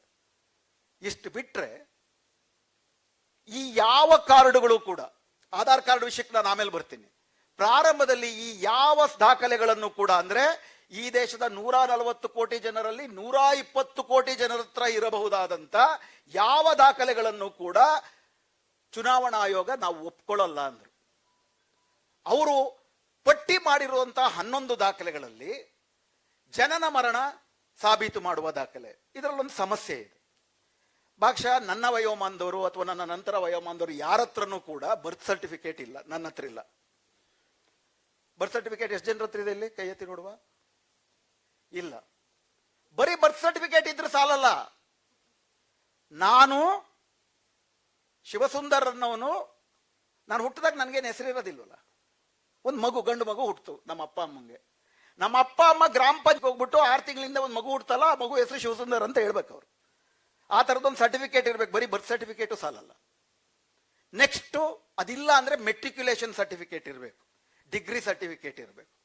ಅದು ಇಲ್ಲ ಅಂದ್ರೆ ನಿಮ್ಮ ಹತ್ರ ಆಸ್ತಿ, ನಿಮ್ಮ ಹೆಸರಿನಲ್ಲಿರೋ ಆಸ್ತಿ ಸರ್ಟಿಫಿಕೇಟ್ ಇರಬೇಕು. ಅದು ಇಲ್ಲ ಅಂದ್ರೆ ನಿಮ್ಮ ಹತ್ರ ಪಾಸ್ಪೋರ್ಟ್ ಇರಬೇಕು. ಸಾರಾಂಶದಲ್ಲಿ ಏನ್ ಹೇಳ್ತಿದ್ದಾರೆ, ಶಿಕ್ಷಣ, ಸಂಪತ್ತು, ಜ್ಞಾನ ಇವುಗಳು ಇದ್ದವರು ಸಹಜ ಭಾರತೀಯರು, ಇವುಗಳು ಇಲ್ಲದವರು ಅನುಮಾನಾಸ್ಪದ ಭಾರತೀಯರು. ಯಾವುದನ್ನ 1950ರ ನಮ್ಮ ಸಂವಿಧಾನ ನಿರಾಕರಿಸಿ, ಶಿಕ್ಷಣ ಇಲ್ಲದವರಿಗೆ, ಆಸ್ತಿ ಇಲ್ಲದವರಿಗೆ ಮತದಾನ ನಿರಾಕರಣೆ ಅಂತ ಅನ್ಬಿಟ್ಟು ಏನಾಗಿನ ಜ್ಞಾನ ಇತ್ತು, ಅದನ್ನ ನಿರಾಕರಿಸಿ ಎಲ್ಲರಿಗೂ ಕೂಡ ಮತದಾನ ಅಂತ ಅನ್ಬಿಟ್ಟು ಏನು ನಮ್ಮ ಸಂವಿಧಾನ ಕೊಡ್ತು, ಅದನ್ನ ಈ ಸರ್ಕಾರ ಹೊಸ ನಿಯಮಗಳನ್ನ 11 ಸರ್ಟಿಫಿಕೇಟ್ ನ ಕಡ್ಡಾಯ ಮಾಡಿ ಶಿಕ್ಷಣ, ಆಸ್ತಿ, ಸಂಪತ್ತು ಇದ್ದವ್ರಿಗೆ ಮಾತ್ರ ಮತದಾನ, ಅವ್ರು ಮಾತ್ರ ಮತದಾರರು ಅಂತ ಮಾಡುತ್ತೆ. ಆಧಾರ್ ಕಾರ್ಡ್ನಾದ್ರೂ ಮಾಡಿ ಅಂತ ಒಂದು ಶುರುವಾಯಿತು ಬಿಹಾರ್ನಲ್ಲಿ. ಸುಪ್ರೀಂ ಕೋರ್ಟ್ ಅಲ್ಲಿ 2025 ಆಗಸ್ಟ್ ಇಂದ ಸೆಪ್ಟೆಂಬರ್ 8 ತನಕ ಸತತವಾಗಿ ವಾದ ಮಾಡಿ ಸುಪ್ರೀಂ ಕೋರ್ಟ್ ಸತತವಾಗಿ 4 ಆದೇಶಗಳನ್ನು ಕೊಟ್ಟರು ಕೂಡ ಬಿಹಾರದ SIR ಅಲ್ಲಿ ಆಧಾರ್ ಕಾರ್ಡ್ ಒಪ್ಕೊಳ್ಳೋಕೆ ರೆಡಿ ಇರಲಿಲ್ಲ. ಇದರ ನಡುವೆ ಸೆಪ್ಟೆಂಬರ್ 1ನೇ ತಾರೀಕು ಪಟ್ಟಿ ರಿಲೀಸ್ ಆಗುತ್ತೆ, ಡ್ರಾಫ್ಟ್ ಮತದಾರರ ಪಟ್ಟಿ. 65 ಲಕ್ಷ ಜನ ಡಿಲೀಟ್ ಆಗಿರ್ತಾರೆ. ಆಧಾರ್ ಕಾರ್ಡ್ ನ ಒಪ್ಕೊಳ್ಳಿ ಅಂತ ಹೇಳಿದ್ರೆ ಆಧಾರ್ ಅನ್ನೋದು ಬರೀ ಐಡೆಂಟಿಟಿ ಹೇಳುತ್ತೆ ಹೊರತು ನಿಮ್ಮ ಸಿಟಿಜನ್ಶಿಪ್ಗೆ ಗ್ಯಾರಂಟಿ ಅಲ್ಲ ಅಂತ ಹೇಳ್ತಾರೆ. ಸುಪ್ರೀಂ ಕೋರ್ಟ್ ಮುಂದೆ ಇದನ್ನೇ ವಾದ ಮಾಡ್ತಾರೆ. ಸುಪ್ರೀಂ ಕೋರ್ಟ್ ಮುಂದೆ ಜನಪರ ವಕೀಲರು, ಆಯ್ತು ಸ್ವಾಮಿ, ನಿಮ್ಮ ಈ 11 ದಾಖಲೆಗಳಲ್ಲಿ ಯಾವುದು ಸಿಟಿಜನ್ಶಿಪ್ ಸರ್ಟಿಫಿಕೇಟು? ಒಂದು ಅರ್ಥ ಮಾಡ್ಕೊಂಬೋಣ, ಭಾರತದಲ್ಲಿ ಸಿಟಿಜನ್ಶಿಪ್ ಸರ್ಟಿಫಿಕೇಟ್ ಅಂತ ಯಾವುದೂ ಇಲ್ಲ. ನಕಲು ಮಾಡಬಹುದಾ? ಎಲ್ಲವನ್ನೂ ನಕಲು ಮಾಡಬಹುದು, ಮನುಷ್ಯರನ್ನೇ ನಕಲು ಮಾಡಬಹುದು. ಈಗ ಡೀಪ್ ಫೇಕ್ ಎಲ್ಲ ಬಂದಾಗಿದೆ, ಮನುಷ್ಯರನ್ನೇ ನಕಲು ಮಾಡಬಹುದು. ನಿಮ್ ಮೆಟ್ರಿಕ್ಯುಲೇಷನ್ ಸರ್ಟಿಫಿಕೇಟ್ ನಗದು ಮಾಡಬಹುದು, ನಿಮ್ ಪ್ರಾಪರ್ಟಿ ಸರ್ಟಿಫಿಕೇಟ್ ನಗದು ಮಾಡಬಹುದು, ಹಂಗೆ ಆಧಾರ್ನು ನಕಲು ಮಾಡಬಹುದು. ಆಧಾರ್ಗೆ ಮಾತ್ರ ವಿಶೇಷ ಏನು? ವಿಶೇಷ ಇಷ್ಟೇ, ಆಧಾರು ಬಡ ಜನರ ಹತ್ರನೂ ಇರುತ್ತೆ. ಬಡ ಜನರು ಅದನ್ನು ಕೊಟ್ರೆ, ವಿಶೇಷವಾಗಿ ದಲಿತರು, ಮುಸ್ಲಿಮರು, ಆದಿವಾಸಿಗಳು, ಹೆಣ್ಣು ಮಕ್ಕಳು ಅದನ್ನು ಕೊಟ್ರೆ ನೀವು ಮತದಾರರು ಅಂತ ಒಪ್ಕೋಬೇಕಾಗತ್ತೆ. ಸುಪ್ರೀಂ ಕೋರ್ಟ್ ಸೆಪ್ಟೆಂಬರ್ 8ನೇ ತಾರೀಕು 2025 ಸೆಪ್ಟೆಂಬರ್ 8ನೇ ತಾರೀಕು ಆದೇಶವನ್ನ ಮಾಡುತ್ತೆ. ಕಡ್ಡಾಯವಾಗಿ ಆಧಾರ್ ಕಾರ್ಡ್ ಅನ್ನ 12ನೇ ದಾಖಲೆಯಾಗಿ ಒಪ್ಪಿಕೊಳ್ಳತಕ್ಕದ್ದು. ಆಗಲೂ ಕೂಡ ಕೆಳಗೆ ಅಧಿಕಾರಿಗಳಿಗೆ ಅದನ್ನು ಅವರು ಸರಬರಾಜು ಮಾಡೋದಿಲ್ಲ. ಹೀಗಾಗಿ ಸುಮಾರು ಜನ ಆಧಾರ್ ಕಾರ್ಡ್ ಕೊಡಬೇಕು ಅನ್ನೋ, ಬಿಹಾರದಲ್ಲಿ ನಿಮಗೆ ಗೊತ್ತಿರೋ ಹಾಗೆ ನಮ್ಮ ಸುತ್ತಮುತ್ತಲು ಸುಮಾರು ಜನ ಬಿಹಾರಿಯರು ಯಾಕೆ ಕಾಣ್ತಾರೆ ಅಂದ್ರೆ ಉದ್ಯೋಗ ಇಲ್ಲ, ವಲಸೆ ಬರ್ತಾರೆ ಗಂಡು ಮಕ್ಕಳು. ಸುಮಾರು 20% ಜನ ವಲಸೆ ಬರ್ತಾರೆ ಬಿಹಾರದವರು. ಹೆಣ್ಣು ಮಕ್ಕಳು ಅತ್ಯಂತ ಶಿಕ್ಷಣದಿಂದ ವಂಚಿತರಾಗಿರೋರು ಇರ್ತಾರೆ. ಆಧಾರ್ ಕಾರ್ಡು ಹೋಗಿ ಕೊಡೋದು ಇವೆಲ್ಲ ಗೊತ್ತಿರೋದಿಲ್ಲ. ಸೊ ಆಧಾರ್ ಕಾರ್ಡ್ ಕೊಡಬಹುದು ಅಂದ್ರೂ ಕೊಡಕ್ಕಾಗದೇ ಇರುವಂತ ಸಂದರ್ಭದಲ್ಲಿ ಇರ್ತಾರೆ. ಅಂದ್ರೆ ಇವತ್ತೇನ್ ಮಾಡ್ತಾರೆ, 4 ದಿವಸದ ಕೆಳಗಡೆ ಆಧಾರ್ ಕಾರ್ಡ್ನ ಕಡ್ಡಾಯವಾಗಿ 12ನೇ ದಾಖಲೆಯಾಗಿ ಬಳಸಬೇಕು ಅಂತ ಸುಪ್ರೀಂ ಕೋರ್ಟ್ ಸೆಪ್ಟೆಂಬರ್ 8ಕ್ಕೆ ಲಿಖಿತ ಆದೇಶ ಕೊಟ್ಟರು. ಮೊನ್ನೆ ಈ 12 ರಾಜ್ಯಗಳಲ್ಲಿ ನಡೀತಿರುವಂತ SIR ವಿಷಯದ ಬಗ್ಗೆ ಕೋರ್ಟ್ನಲ್ಲಿ ಕೇಸ್ ಬಂದಾಗ ಅಡ್ವೊಕೇಟ್ ಜನರಲ್ ಹೇಳ್ತಾರೆ, ಚುನಾವಣಾ ವ್ಯವಸ್ಥೆಯನ್ನೇ ಜನರಿಂದ ದೂರಗೊಳಿಸಿ ಈ ದೇಶದ ಸಾವರ್ಕರ್ವಾದಿಗಳಿಗೆ, ಬಂಡವಾಳಶಾಹಿಗಳಿಗೆ ಮಾತ್ರ ಅನುಕೂಲಕರವಾಗಿ ಮಾಡುವಂತಹ ಸುದೀರ್ಘ ಫ್ಯಾಸಿಸ್ಟ್ ಪ್ರಕ್ರಿಯೆಯ ಮುಂದುವರೆದ ಆಧುನಿಕ ಅತ್ಯಂತ ಅಪಾಯಕಾರಿಯಾದಂತಹ ಹಂತ. ಆದ್ದರಿಂದ ಈ ದೇಶವನ್ನ ಒಂದು ಜನರ ಗಣರಾಜ್ಯವನ್ನಾಗಿ ಉಳಿಸಿಕೊಳ್ಳಬೇಕು ಅಂತ ಬಯಸುವ ಪ್ರತಿಯೊಬ್ಬರೂ ಕೂಡ ನಾವು SIR ನ ಶತಾಯಗತಾಯ ವಿರೋಧಿಸಲೇಬೇಕು. ಅಸಾಧಾರಣವಾದಂಥ ಸಂದರ್ಭ ನಮ್ಮ ಎದುರಿಗೆ ಬಂದಿದೆ. ಅಸಾಧಾರಣವಾದಂಥ ಪರಿಹಾರಗಳನ್ನೇ ನಾವು ಹುಡುಕಬೇಕು. ಇನ್ಫ್ಯಾಕ್ಟ್ ವೋಟ್ ಚೋರಿ ಬಗ್ಗೆ ಬಿಹಾರದಲ್ಲಿ ದೊಡ್ಡ ಚಳುವಳಿಯನ್ನ ಕಾಂಗ್ರೆಸ್ ಇತರ ಪಕ್ಷಗಳು ಕಟ್ಟಿದ್ರು. ಹೆಂಗೆ ಇಡೀ ಚುನಾವಣಾ ಆಯೋಗ ಬಿಜೆಪಿಯ ಶಾಖಾ ಕಚೇರಿಯಾಗಿದೆ ಅಂತ ಹೇಳಿದ್ರು. ಅದೇ ಚೌಕಟ್ಟಿನಲ್ಲಿ ಎಲೆಕ್ಷನ್ ನಿಂತರು, ಸೋತರು. ಎಲೆಕ್ಷನ್ ನಿಂತು ಸೋತು ಈ ಪ್ರಕ್ರಿಯೆಗಳಿಗೆ ಮಾನ್ಯತೆಯನ್ನು ತಂದುಕೊಟ್ರು. ಅದನ್ನು ನಾವು ಮರಿಬಾರದು. ಈಗ ಸೋತಾದ ಮೇಲೆ ಇದ್ರ ಬಗ್ಗೆ ನೀವು ಪ್ರಶ್ನೆ ತೆಗೆದ್ರೆ, ಸೋಲಕ್ ಮುಂಚೆ ಯಾಕೆ ಮಾತಾಡ್ಲಿಲ್ಲ ಅಂತ ಹೇಳಿ, ಏನು ನಡೆದಿಲ್ಲ ಅಂತ ಅವರ ಅಪಪ್ರಚಾರ, ಸುಳ್ಳು ಪ್ರಚಾರ ಏನಿದೆ ಅದಕ್ಕೆ ಮಾನ್ಯತೆಯನ್ನ ತಂದುಕೊಟ್ರು. ಹೀಗಾಗಿ ವಿರೋಧ ಪಕ್ಷಗಳು, ಕಷ್ಟ ಪಕ್ಷ SIRಗಾದರೂ ಸೀಮಿತವಾಗಿ, ಚುನಾವಣಾ ಆಯೋಗದ ಸ್ವಾತಂತ್ರ್ಯಕ್ಕಾದರೂ ಸೀಮಿತವಾಗಿ 2024ರಲ್ಲಿ ಒಂದು ಕಾನೂನನ್ನೇ ಮಾಡಿಬಿಟ್ರು. ಈ ದೇಶದ ಇಡೀ ಪ್ರಜಾಸತ್ತೆ ನಿಂತಿರೋದು ಫ್ರೀ ಅಂಡ್ ಫೇರ್ ಎಲೆಕ್ಷನ್ ನಲ್ಲಿ. 1973ರ ಕೇಶವಾನಂದ ಭಾರತಿ ಪ್ರಕರಣದಲ್ಲೂ ಕೂಡ free and fair election is the basic structure of Indian constitution ಅಂತ ಹೇಳಿದ್ದಾರೆ. ಆ ಫ್ರೀ ಅಂಡ್ ಫೇರ್ ನಡಿಬೇಕು ಅಂತಂದ್ರೆ ಚುನಾವಣಾ ಆಯೋಗ ಸ್ವತಂತ್ರವಾಗಿರಬೇಕು. ಚುನಾವಣಾ ಆಯೋಗ ಸ್ವತಂತ್ರವಾಗಿರಬೇಕು ಅಂದ್ರೆ ಸುಪ್ರೀಂ ಕೋರ್ಟ್ನ chief justice, opposition party leader ಮತ್ತು ಪ್ರಧಾನಮಂತ್ರಿ 3 ಜನ ಸೇರ್ಕೊಂಡು ನೇಮಕ ಮಾಡಬೇಕು. ಆಗಲೂ ಏನ್ ಬೇಕಾದ್ರೂ ಆಗ್ಬೋದು, ಬಟ್ ಇದ್ದಿದ್ರಲ್ಲಾದ್ರೂ ಕೂಡ ಅಲ್ಲಿ ಸ್ವತಂತ್ರವಾದಂತ ಚುನಾವಣಾ ಆಯುಕ್ತ ನೇಮಕ ಆಗ್ತಿದ್ದ. ಈ ಆದೇಶ ಕೊಟ್ಟ ತಕ್ಷಣ ಅವ್ರೇನ್ ಮಾಡಿದ್ರು, ತಮಗಿರುವಂತ ಸಂಖ್ಯಾಬಲವನ್ನ ಬಳಸಿಕೊಂಡು ಆ ಆದೇಶಕ್ಕೆ ತಿದ್ದುಪಡಿಯನ್ನ ತಂದು ಸುಪ್ರೀಂ ಕೋರ್ಟ್ನ ಚೀಫ್ ಜಸ್ಟಿಸ್ನ ಅನಾಮತ್ತು ಹೊರಗಾಕಿ ಪ್ರಧಾನಮಂತ್ರಿ ಅವರೇ ನೇಮಕ ಮಾಡುವ ಇನ್ನೊಬ್ಬ ಮಂತ್ರಿ ಮತ್ತು ನಾಮಕಾವಸ್ಥೆಗೆ ಒಬ್ಬ ವಿರೋಧ ಪಕ್ಷದ ನಾಯಕ. ಬಹುಮತ ಯಾರದಿರುತ್ತೆ? ಸರ್ಕಾರದ್ದೇ ಇರುತ್ತೆ. ಸರ್ಕಾರವೇ ನೇಮಕ ಮಾಡುವಂತಹ ಚುನಾವಣಾಧಿಕಾರಿ ಹೇಗಿರಬಲ್ಲ ಅಂತಂದ್ರೆ ಒಬ್ಬ ಜ್ಞಾನೇಶ್ ಕುಮಾರ್ ತರ ಇರಬಲ್ಲ ಅಂತ ನಾವು ನೋಡ್ತೀವಿ. ಈ ಜ್ಞಾನೇಶ್ ಕುಮಾರ್ ಎಂಥವ್ರಪ್ಪ ಅಂತಂದ್ರೆ ಅವ್ರಿಗೆ ಇನ್ನೂ ಎಂತ ಅಧಿಕಾರ ಕೊಟ್ಟಿದ್ದಾರೆ ಅಂದ್ರೆ, ಪಾಕಿಸ್ತಾನದಲ್ಲಿ ಮೊನ್ನೆ ಸಂವಿಧಾನಕ್ಕೆ 27ನೇ ತಿದ್ದುಪಡಿ ತಂದ್ರು. ಅದರ ಪ್ರಕಾರ ಪಾಕಿಸ್ತಾನದ ಸೇನಾಧ್ಯಕ್ಷ ಮುನೀರ್ನ ಸಾಯೋ ತನಕ ಅವ್ನು ಯೂನಿಫಾರ್ಮ್ ನಲ್ಲೇ ಇರ್ಬೋದು, ಅವ್ರು ಏನೇ ಅಪರಾಧ ಮಾಡಿದ್ರು ಸಾಯೋ ತನಕ ಅವ್ರ ಮೇಲೆ ಯಾವುದೇ ಕೇಸ್ ಹಾಕಂಗಿಲ್ಲ ಅಂತ ಮುನೀರ್ಗೆ ಆ ತಿದ್ದುಪಡಿ ಮೂಲಕ ಅಧಿಕಾರ ಕೊಟ್ಟರು. ನಮ್ಮ ಸಂಸತ್ತಿನಲ್ಲೂ ಆ ತಿದ್ದುಪಡಿಯಾಗಿ ECIನ ಜ್ಞಾನೇಶ್ ಕುಮಾರ್ಗೆ ನಮ್ಮ ಮುನೇಶ್ ತರ ಮಾಡಿಕೊಡ್ಸಿದ್ದಾರೆ. ಅವ್ರಿನ್ ಮುಂದೆ ಏನೇ ಮಾಡಿದ್ರು ಕೂಡ ಅವ್ರ ಮೇಲೆ ಕೇಸ್ ಹಾಕಂಗಿಲ್ಲ. ಇಷ್ಟು ನಿಚ್ಚಳವಾಗಿ ಒಂದು ಚುನಾವಣಾ ಪ್ರಕ್ರಿಯೆಯನ್ನೇ ಭ್ರಷ್ಟಗೊಳಿಸಿ ತಮಗೆ ಬೇಕಾದಂತೆ ತಿದ್ದುಪಡಿ ಮಾಡ್ಕೊಳ್ತಿದ್ದಾಗ ಅಂಪೈರು, ಪಿಚ್ಚು ಎಲ್ಲವೂ ಕಾಂಪ್ರಮೈಸ್ ಆಗಿರ್ಬೇಕಾದ್ರೆ ಅದೇ ಪಿಚ್ಚಲ್ಲಿ ನಾವು ಆಡಲ್ಲ ಅಂತ ಹೇಳ್ಬೇಕು. ಅಂಪೈರ್ ಇದಾನೆ, ಅಂಪೈರ್ ಅವ್ರ ಕಡೆ ಇರೋದು ಸಾಬೀತು ಪದೇ ಪದೇ ಹೇಳ್ತಿದ್ದಾನೆ. ಅಂಪೈರ್ ಪಿಚ್ಚು ಅವ್ರಿಗೆ ಬೇಕಾದಂಗೆ ಮಾಡ್ಕೊಂಡಿದ್ದಾರೆ, ಈ ಪಿಚ್ಚಲ್ಲಾದ್ರೂ ನಾವು ಆಟ ಆಡಲ್ಲ, ಈ ಪಿಚ್ಚಲ್ಲಿ ಆಡಲ್ಲ ಅಂತಾದ್ರೂ ಹೇಳ್ಬೇಕಾಗಿತ್ತು. ಆದ್ರೆ ಆ ಶಕ್ತಿ ವಿರೋಧ ಪಕ್ಷಗಳಿಗೆ ಇಲ್ಲ. ಅವರು ಭಾಗವಹಿಸಿದ್ದರಿಂದ ಮಾನ್ಯತೆ ಬಂದಿದೆ. ಎರಡನೇ ಪ್ರಶ್ನೆ, SIR ತೆಗೆದುಹಾಕಿದ ತಕ್ಷಣ, ಅಂದ್ರೆ ಅದೇನೋ ಹೊರಗಿನಿಂದ ಬಂದು ಸೇರ್ಕೊಂಡಿದೆ, ಅದನ್ನು ತೆಗೆದುಹಾಕ್ಬಿಟ್ರೆ ನಮ್ಮ ದೇಶಕ್ಕೆ ಬಂದಿರೋ ಫ್ಯಾಸಿಸ್ಟ್ ಅಪಾಯ ತೀರುತ್ತಾ ಅಂದ್ರೆ ಬೇರೊಂದು ರೂಪದಲ್ಲಿ ಬಂದೇ ಬರುತ್ತೆ. ಯಾಕಂದ್ರೆ ಹೊರಗಿಂದ ಬಂದು ಸೇರಿರೋದಲ್ಲ, ಅದು ಒಳಗಿಂದಲೇ ನಮ್ಮ ರಾಜಕೀಯ ವಿಕಸನದ ಭಾಗವಾಗಿ ಬಂದಿರೋದು. ಒಂದೇ ಒಂದು ಉದಾಹರಣೆ, 1984ರ ಲೋಕಸಭಾ ಚುನಾವಣೆಯಲ್ಲಿ ಈ ದೇಶದ ಯಾವುದೇ ರಾಜಕೀಯ ಪಕ್ಷ ಪಡೆದಿರೋ ಅತಿ ಹೆಚ್ಚು ಓಟುಗಳು ಕಾಂಗ್ರೆಸ್ಗೆ ಬಂತು, 49.4% ಓಟು, 414 ಸೀಟು 84ರಲ್ಲಿ. ಬಿಜೆಪಿಗೆ 7% ಓಟು, 2 ಸೀಟು. 1984ರಿಂದ 2025 ತನಕ SIR ಇರಲಿಲ್ಲ, ಚುನಾವಣಾ ಆಯೋಗ ಇಷ್ಟೊಂದು ಕಾಂಪ್ರಮೈಸ್ ಆಗಿರಲಿಲ್ಲ. ಆದರೆ ಅವರ ಚುನಾವಣೆಯಲ್ಲಿ ಅವರು ವೋಟ್ ಶೇರ್ ನೋಡ್ತಾ ಹೋಗಿ 7 ಇದ್ದಿದ್ದು 14 ಆಗುತ್ತೆ, 14 ಇದ್ದಿದ್ದು 20 ಆಗುತ್ತೆ, 20 ಇದ್ದಿದ್ದು 24 ಆಗುತ್ತೆ, 2009ರಲ್ಲಿ ಅದು 20ಕ್ಕೆ ಇಳಿದಿದ್ದು ಬಿಟ್ರೆ 34 ಆಗುತ್ತೆ, 36 ಆಗುತ್ತೆ, 36.5ಕ್ಕೆ ಬಂದು ನಿಂತ್ಕೊಂಡಿದೆ. ಕರ್ನಾಟಕದಲ್ಲಿ 1984ರಲ್ಲಿ 4% ಬಿಜೆಪಿಗೆ, 89ರಲ್ಲಿ 7% ಆಗುತ್ತೆ, 11 ಆಗುತ್ತೆ, 14 ಆಗುತ್ತೆ, 33 ಆಗುತ್ತೆ, ಕೂಡ 36 ಆಗಿದೆ. SIR ಇರಲಿಲ್ಲ, ಚುನಾವಣಾ ಆಯುಕ್ತ ಇಷ್ಟು ಕಾಂಪ್ರಮೈಸ್ ಆಗಿರಲಿಲ್ಲ. ನಮ್ಮ ಜನ ಬಿಹಾರದಲ್ಲೂ ಅಷ್ಟೇ 2095ರಿಂದ ಬಿಜೆಪಿಯ ವೋಟ್ ಗ್ರಾಫ್ ನೋಡ್ರಿ, SIR ಇಲ್ಲದೆಯೂ ಚುನಾವಣಾ ಆಯುಕ್ತ ಇಷ್ಟೊಂದು ಕಾಂಪ್ರಮೈಸ್ ಆಗದೆಯೂ ನಿರಂತರವಾಗಿ ಅವ್ರ ವೋಟ್ ಶೇರ್ ಜಾಸ್ತಿ ಆಗ್ತಿದೆ. ಇವತ್ತು 20%ಗೆ ಬಂದು ನಿಂತಿದೆ. ಇದರ ಅರ್ಥ ಏನು? ಇದರ ಅರ್ಥ ಸಮಾಜದಲ್ಲೇ ಫ್ಯಾಸೀಕರಣ ನಡೀತಾ ಇದೆ. ಈ ಫ್ಯಾಸೀಕರಣದ ಮೂಲಕ ಅವ್ರಿಗೆ ಸಂಖ್ಯಾಬಲ ಬರ್ತಾ ಇದೆ. ಆ ಸಂಖ್ಯಾಬಲವನ್ನ ಬಳಸಿಕೊಂಡು ಅವ್ರು ಏನ್ ಬೇಕಾದ್ರೂ ತಿದ್ದುಪಡಿಯನ್ನ ತರ್ತಿದ್ದಾರೆ. ಎಲ್ಲಿಯ ತನಕ ಅವ್ರಿಗೆ, ಯಾಕಂದ್ರೆ ಅವ್ರು ಏನೇ ಮಾಡಿದ್ರು ಕೂಡ ಹೇಳೋದೇನಪ್ಪ ಅಂತಂದ್ರೆ, ನಮಗೆ ಜನರು ಓಟ್ ಕೊಟ್ಟಿದ್ದಾರೆ ಕಣ್ರಿ, ಜನ ಓಟ್ ಕೊಟ್ಟಿರೋದೇ ನಾವು ಇದನ್ನ ಮಾಡಕ್ಕೆ ಅಂತಾರೆ. ಜನ ಓಟ್ ಕೊಟ್ಟಿರೋದು ಸುಳ್ಳ? SIR ಅಲ್ಲಿ ಒಂದು 30-40 ಲಕ್ಷ ಜನ ಓಟ್ ಕೊಟ್ಟಿದ್ದಾರೆ, ಇದು ಇನ್ನೂ ಮುಂದೆ ಜಾಸ್ತಿ ಆಗುತ್ತೆ, ಆದ್ರಿಂದ ಯಾರನ್ನ ವಿರೋಧಿಸಲೇಬೇಕು. ಬಟ್ SIR ಇಲ್ಲದಿದ್ದಾಗಲೂ ಕೂಡ ನಿರಂತರವಾಗಿ ಸಮಾಜದಲ್ಲಿ ಅವರು ತಮ್ಮ ದ್ವೇಷ ರಾಜಕಾರಣವನ್ನ ಬಿತ್ತುತ್ತಾ ಇದ್ದಾರೆ, ಹಿಂದುತ್ವ ಸಮಾಜವನ್ನ ಕಟ್ತಿದ್ದಾರೆ. ಆ ಹಿಂದುತ್ವ ಸಮಾಜಕ್ಕೆ ಪ್ರತಿಯಾಗಿ ನಮ್ಮೆಲ್ಲಾ ಚಳುವಳಿಗಳು ಗಟ್ಟಿಯಾದಂತ ಪ್ರಜಾತಾಂತ್ರಿಕ ಸಮಾಜವನ್ನ ಕಟ್ಟಲಿಲ್ಲ ಅಂತಂದ್ರೆ ವಿರೋಧ ಪಕ್ಷಗಳಿಗೂ ಕೂಡ ನಾವು ಓಟಲ್ ಭಾಗವಹಿಸಲ್ಲ ಅನ್ನೋ ಶಕ್ತಿ ಬರೋದಿಲ್ಲ.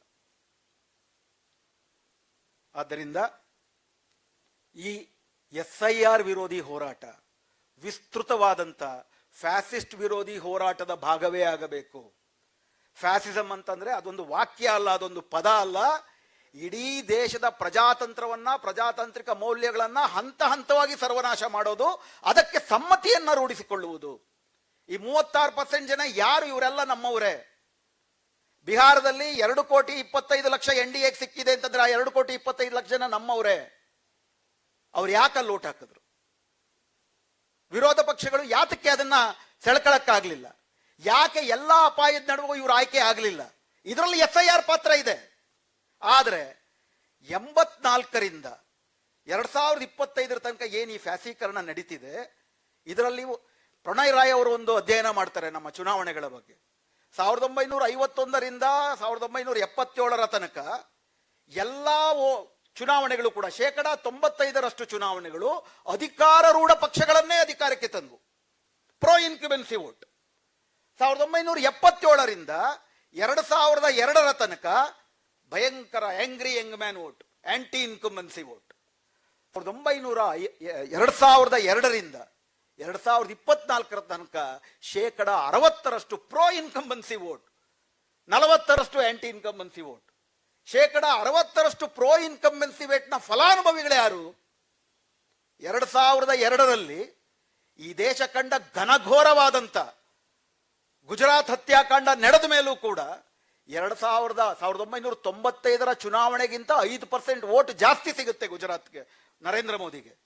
SIR ಇಲ್ಲದೆ ಕಾಂಗ್ರೆಸ್ ಸರ್ಕಾರ ಇದ್ದಾಗ, ಚುನಾವಣಾ ಆಯುಕ್ತರು ಸರಿ ಇದ್ದಾಗ.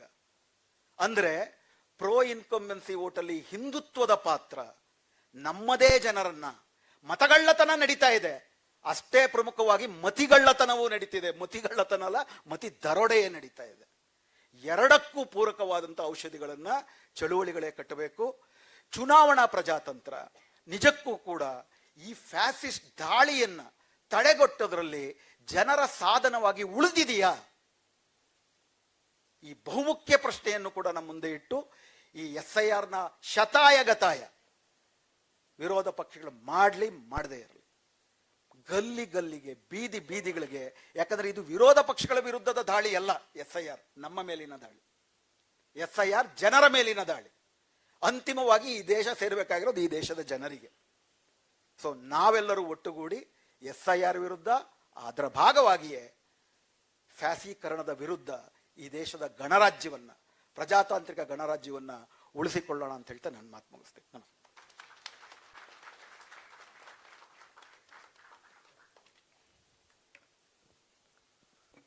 SIR ಎಂದರೆ ಏನು ಎಂಬ ವಿಷಯದಲ್ಲಿ ಆಳವಾದ ವಿಶ್ಲೇಷಣೆ ಮಾಡಿರುವ ಖ್ಯಾತ ಸಾಮಾಜಿಕ ಚಿಂತಕರು ಶ್ರೀ ಶಿವಸುಂದರ್ ಸರ್ ಅವರಿಗೆ ಧನ್ಯವಾದಗಳು. ಈಗ SIRನಿಂದ ದೇಶಕ್ಕಿರುವ ಅಪಾಯವೇನು ವಿಷಯದ ಮೇಲೆ ಪ್ರಸಿದ್ಧ ಆರ್ಥಿಕ ಹಾಗೂ ರಾಜಕೀಯ ವಿಶ್ಲೇಷಕರು ಶ್ರೀ ಪರಕಲ ಪ್ರಭಾಕರ್ ನಮ್ಮನ್ನು ಉದ್ದೇಶಿಸಿ ಮಾತನಾಡಲಿದ್ದಾರೆ.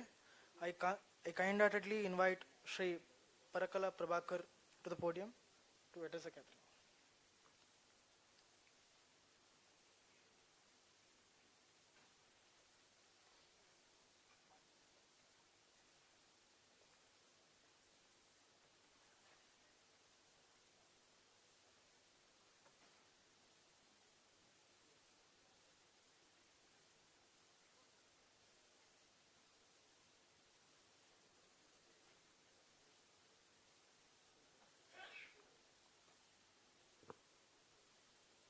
Shri Shivasundar, Mohammad Kuni, Manvi, Noor Sridhar, and Tara, my dear friends. Ellarku namaskara.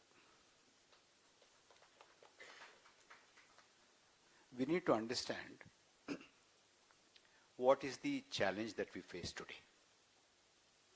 What is the threat? Some time ago, we used to think that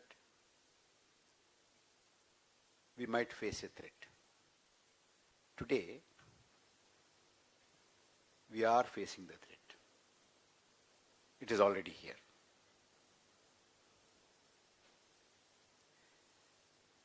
There are two types of threats. One is the challenge that we have to understand from within the civil society. That threat, that challenge is our indifference. We don't seem to be bothered. Before this meeting, I was having a cup of tea, and this friend of mine, please stand up. Yeah. He asked me an interesting question.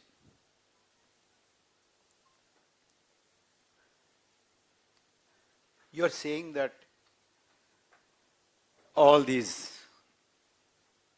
irregularities are happening. How dare they do that? How can they do that? They are able to do all these irregularities brazenly, openly, because they have understood that we won't bother. That is the first threat. Why do they think that we don't bother? They think that we don't bother because when, I'll tell you some recent incidents. I'm not going into history. When in an open court, somebody throws a chappal at the Chief Justice of India. So tell me, how many of us have gone onto the road? How many? 100? 200? Out of 140 crores. How many? So when the Chief Justice was thrown a chappal at him, we are busy. What is the signal that we are sending? When Manipur is burning for the last more than 2 years, is Manipur part of India? It is still? Sure? No. Is it? We don't bother.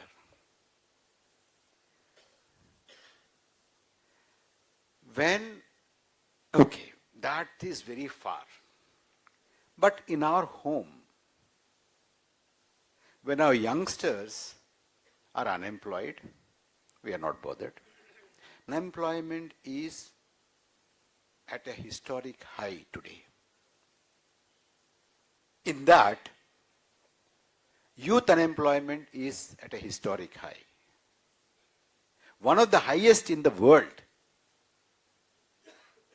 In that, educated youth unemployment is at a historic high.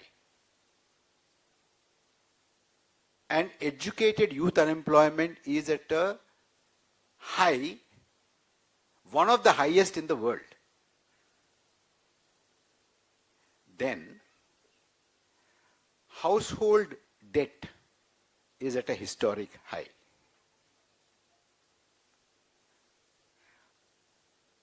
Household saving is at a historic low.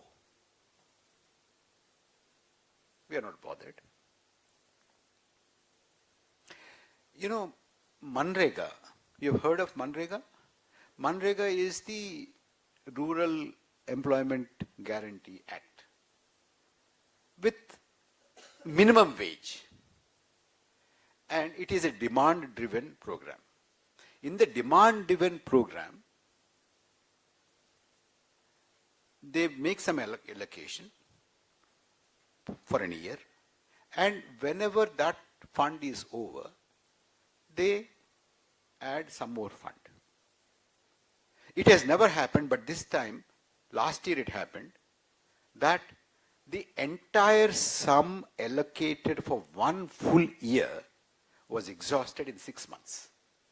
Which means there is a huge amount of rural distress. We are not bothered. What signal does, I don't want to go into many more details, but these are enough. What kind of a message does somebody who is ruling this country get from this kind of indifference? We can do anything, isn't it? I'm answering your question. We can do anything. These people are not bothered. They don't react. They don't question us. This is one.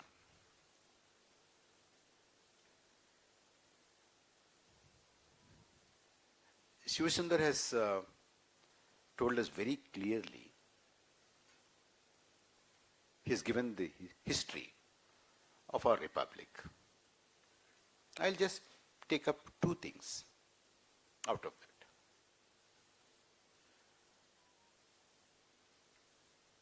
We have to ask a basic question. What is that which qualifies you and me to be a part of this political community? What is it? Is it my property? No. Is it my education? No. Is it my caste?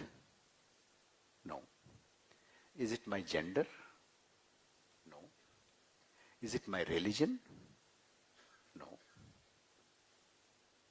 What? Is it my language? No. Is it my region? No. What is it? Whose country is this? Does it belong to people who speak a language? Does it belong to men? Does it belong only to women? Does it belong only to people who live in a particular state? Or in a particular direction, east, west, north, south? No. Does it belong to people who pray to a particular god? Or a set of gods? No. It has nothing to do with your religion, caste, gender, region, language. It has only one criterion: whether you are in India or not, isn't it? On that basis, everybody was given a right to vote.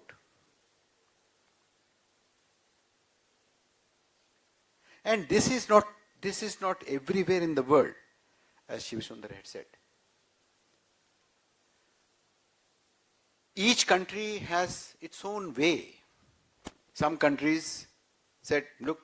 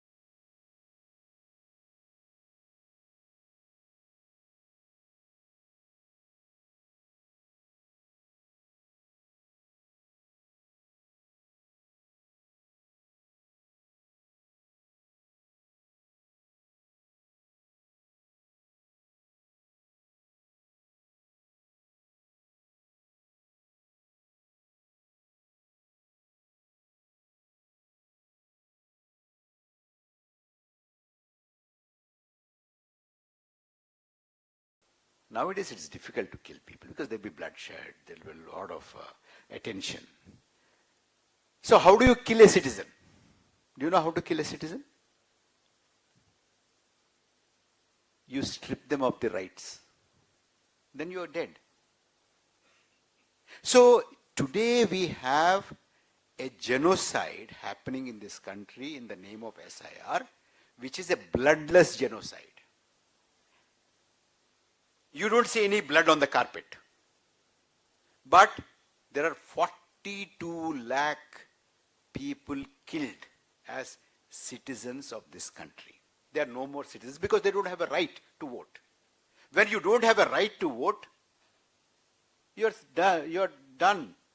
You're dead as a citizen. So what is happening in SIR is nothing but a bloodless genocide in India. Now we have reached a stage because of SIR in our democratic life. Democracy, normally what happens?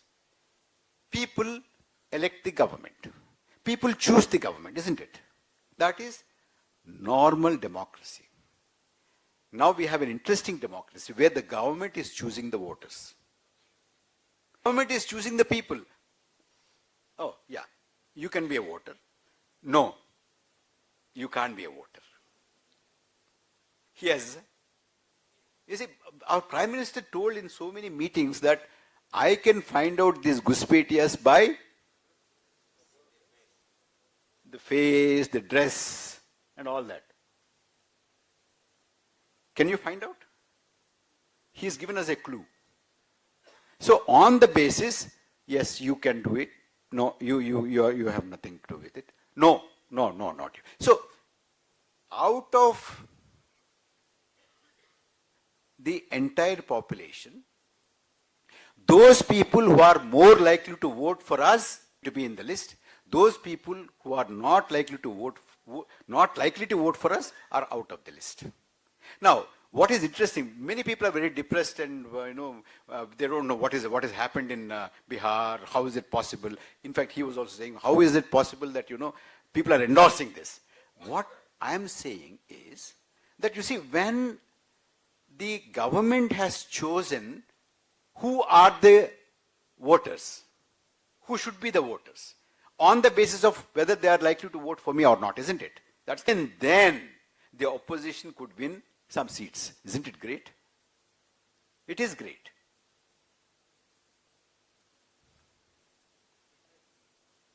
So today, what is happening in the name of SIR is a political cleansing. It is not a water list cleansing.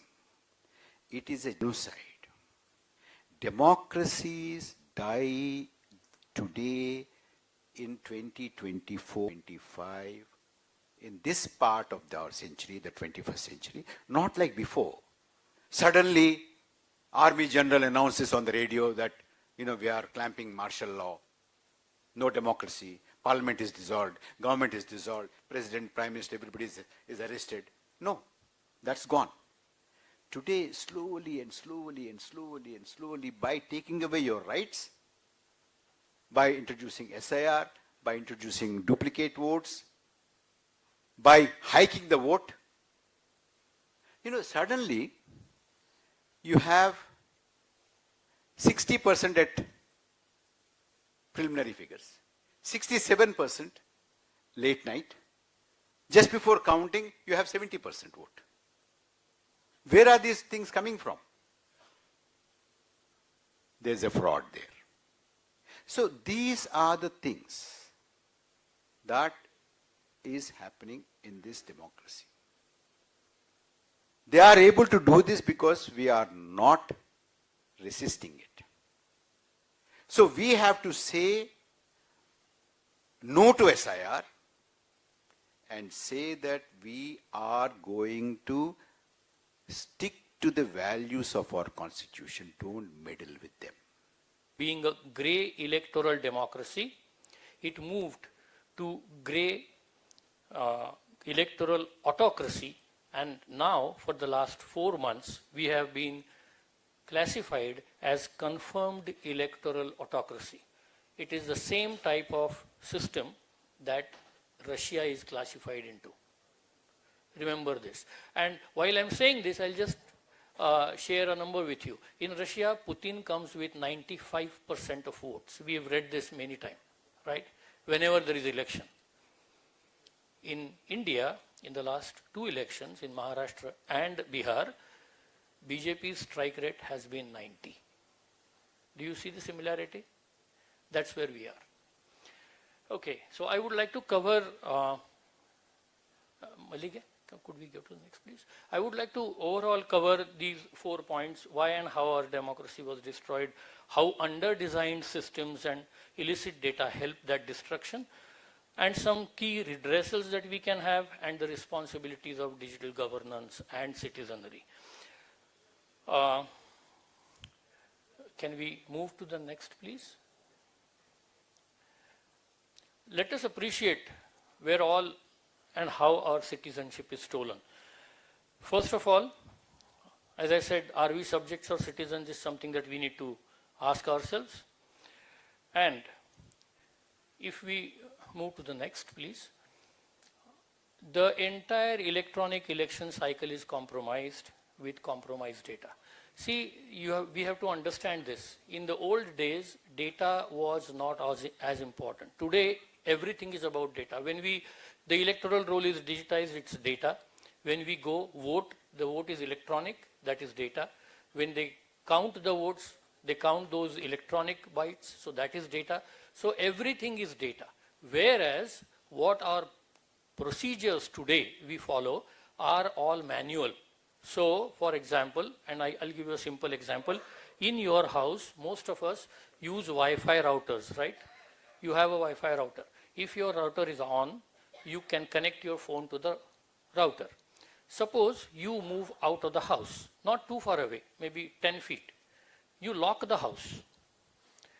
Will you still be able to connect to your Wi-Fi router? Yes. Locking the house does not stop the flow of the electronic signals. Now we have a control unit which has electronic data. How is the data locked? No, data is never locked today in India. We have been demanding it. Data is still open. What we lock is that box with a paper tape with signatures and that old seal and all that, right? Will it stop the electronic signals? No, it will not. Will it stop being tampered? No, we don't know. Now, if that box has a simple sticker on it, and if I change that sticker and put it onto some other box, can I swap those two boxes? Yes, I can. Where is the electronic lock? There is no electronic lock in this entire system. When you receive, I'll give you another example how you check. We do it every day. When you receive your bank statement, account statement, you see the opening balance, you see the credits, you see the debits, you do the plus and minus, you see the closing balance, right? If the closing balance matches what is shown, you know that the transactions are in order. Is there a closing balance to the electronic voting machine on the day when the polling ends? No. It is supposed to have it. It is required to have it. Is it shared? They tell us how many votes are cast or how many pollers came out. There is something called as a checksum, which is effectively, and I'm going to show you a small demonstration here to understand how it works. But fundamentally, checksum will tell you whether any change happened in the data that you have in that bucket. So, can we move to the next? Yeah, that's fine. So, as I was saying, this is all about data that we have, and we have two types of data, enabling data and impacting data. What is the enabling data? We have electoral roll, which enables the elections, and we have the voting data, which impacts the results, which gives us the results. Now, in the electoral roll, we can have a duplicate voter, we can have fake invalid addresses and photographs and what have you. We have an emerging new trend. Be mindful about this. We are seeing nomadic voters now. News Laundry has made an episode on this. Watch it on YouTube. There are people who move from one state to another within a span of 6 months. Vote in Delhi, vote in Maharashtra, vote in Bihar. Same person. How can you do that? You can't. So I prefer to call them nomadic voters. This is possible because of digital electoral roll. And it is also possible because none of us have the full access to all India electoral roll. Can we search the electoral roll? No, we used to be able to, now we can't. So we have to demand that. And then we, of course, can add and delete people with Form 6 and 7. In terms of the impacting data, the voting data, what do we have? During polling, in transit, and during counting. So during polling, what I call is data hijack, and I'll show you again a simple animation about that later. How you vote for something, but the actual vote is registered in somebody else's name, although you may see the VVPAT slip for the person you voted. The actual vote could be somebody else, registered in some other name. In transit, as I said, control units can be swapped because there is no pairing. Again, I'll give you an example of pairing. We use it every day. You have a phone, you have a Bluetooth speaker in your house. You pair the Bluetooth speaker with your phone and you play the song. You listen to it, right? You do it very often. Now, if you are listening to this song and I walk into your house and I try to pair my phone with your speaker, will it pair? No, it won't. So we use pairing every day. It's that ubiquitous, it's that easily available. Why is the control unit and VVPATs, where they go? Did they take any different route? So if it was 24/7 tracked, then if a particular control unit was swapped, it will lose its signal, right? When it is swapped, the new one comes, it will not be able to come the same way. You can notice and find it out. During counting, and again I'm going to show you that simple animation. There are 2 copies of the vote in a control unit, and I'll show you how it works. It can work. You may be, when they announce the results, they can total 1 copy, and when they verify, when you ask for verification, they will total another copy. If I keep 2 copies, when you ask me what is the value of this, I say 3. Okay, fair enough. Now that may be the true value when you ask me. But if you don't ask me, this is a value of 5 and I'm going to count it as 5. You don't know that there are 2 copies. Only when you ask me, I'm going to say 3. Otherwise, I'm going to count this. That's the kind of thing that is happening. Right. So overall, these are the 3 things. We have an electoral roll where legitimate names are cut off, as Parakala just now said, and even Shivasundar referred to it earlier. Legitimate names who are not like them are cut off, and illegitimate names are added. And that's why, as Kapil Sibal said, 3 and 4 and 5 and 6 trains run from Haryana to Bihar during the elections. During the voting, you have, as you can see, you must have seen that animation, quick animation of apple and banana. You punch banana, you save apple, or you say punch apple and you see banana.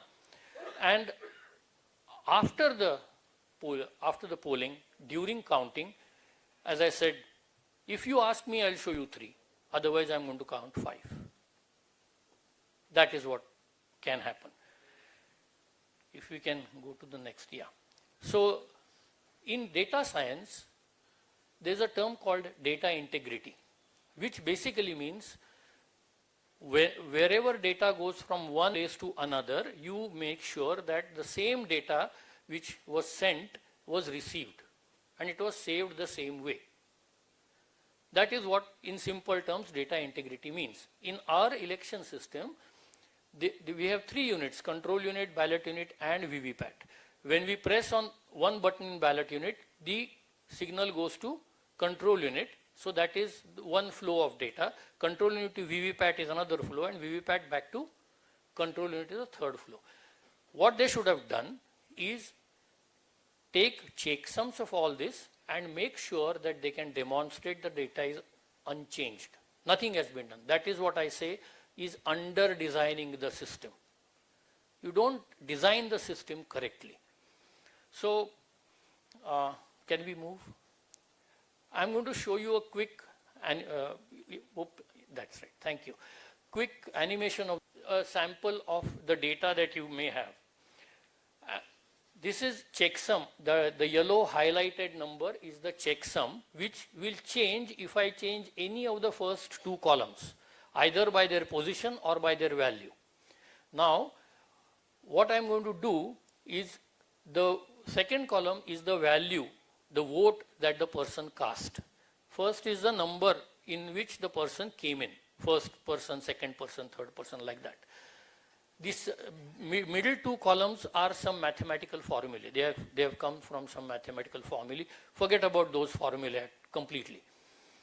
Now let us see, if I go to seventh value, and change that 7 to 8, as you will see, mark the third figure where the mouse is, you will see a change with respect to that. Now, let us change that 7 to 8.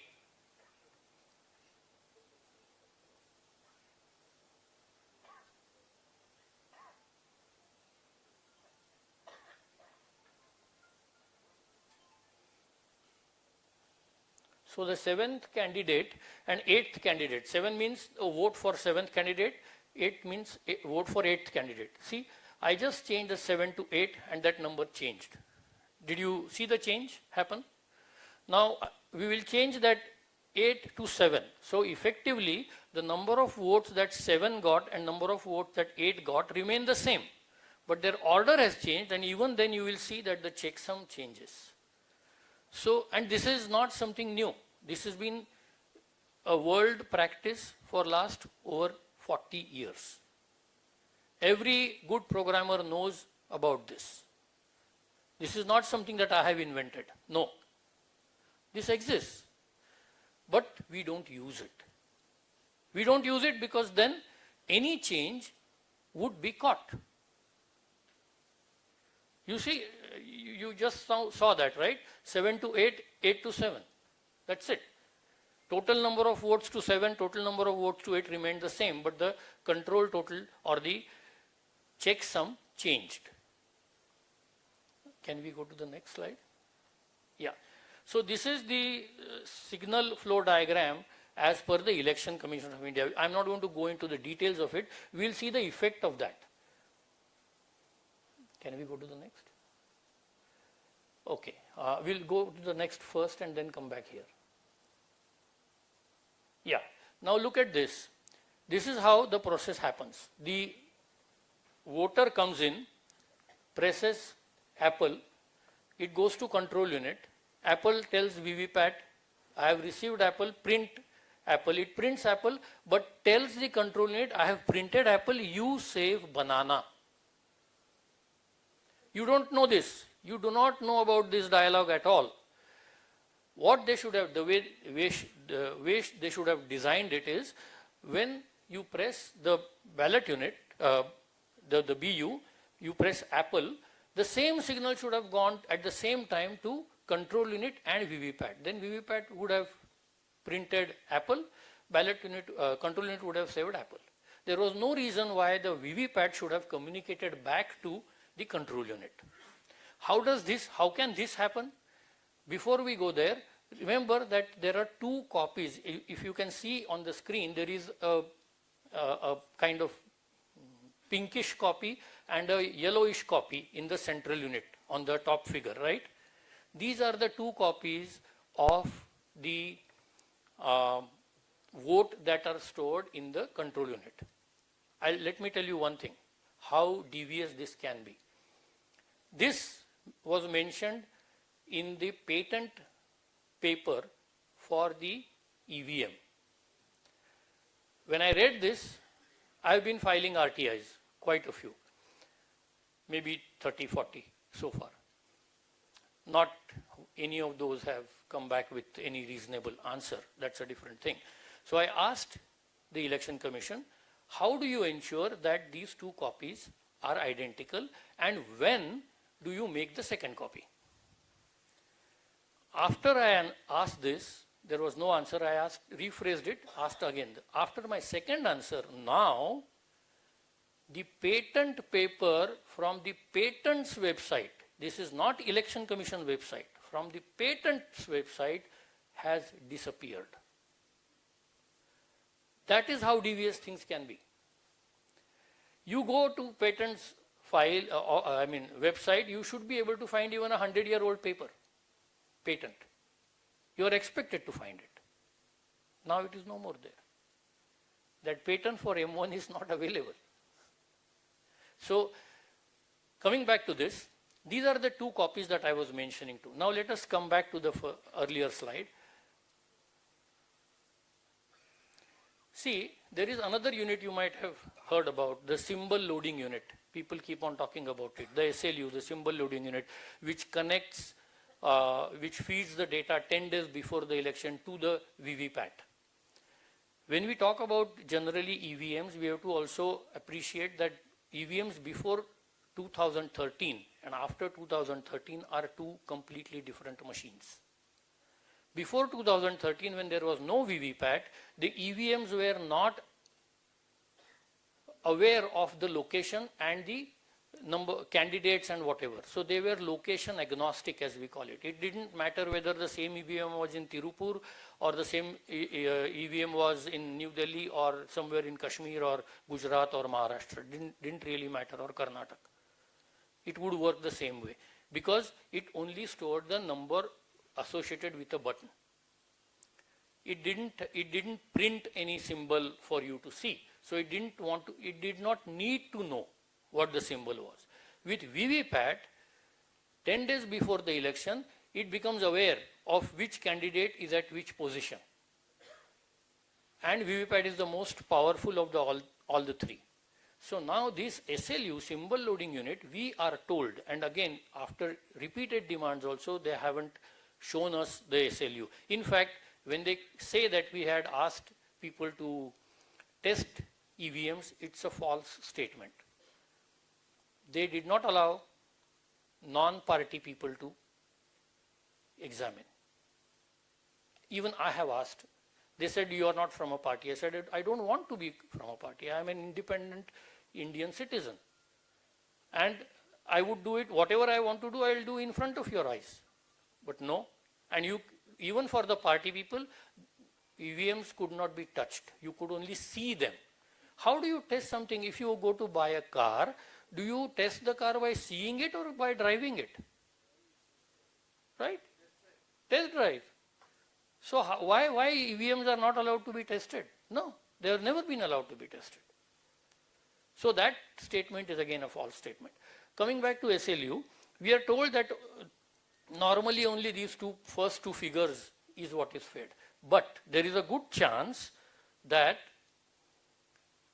the files like date, time, number and N could be there on the SLU, which we don't know. And I'll tell you the importance of this file and these files and the risk, the tremendous risk that it has. In fact, I do believe that a lot of it is actually what we are seeing. So if these files exist, then the program is written already. You don't, again, be aware, you don't have to modify the program. People say, how can a program be modified? Even Election Commission says, no, it is once read. Yes. We are not saying you modify the program. No, not at all. You write the program in the first place in such a way that data will change the behavior of the program. I'll give you another example from your daily life. Most cars today have lights that come on automatically when it is dark, right? The program is already written in the car that if the light around you falls below certain level, headlights should come up. If that light goes above that value, the headlights should turn off.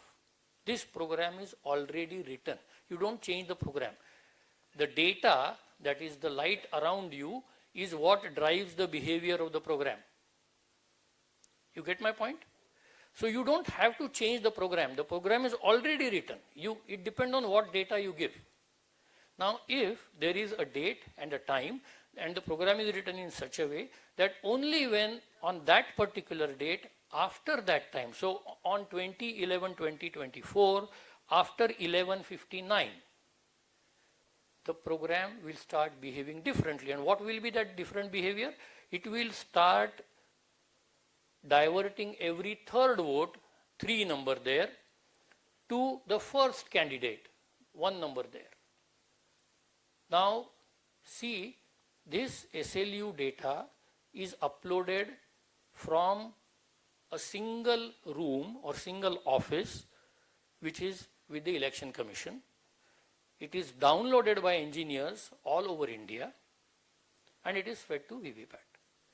So all that modification can happen in one room for all the constituencies at one time.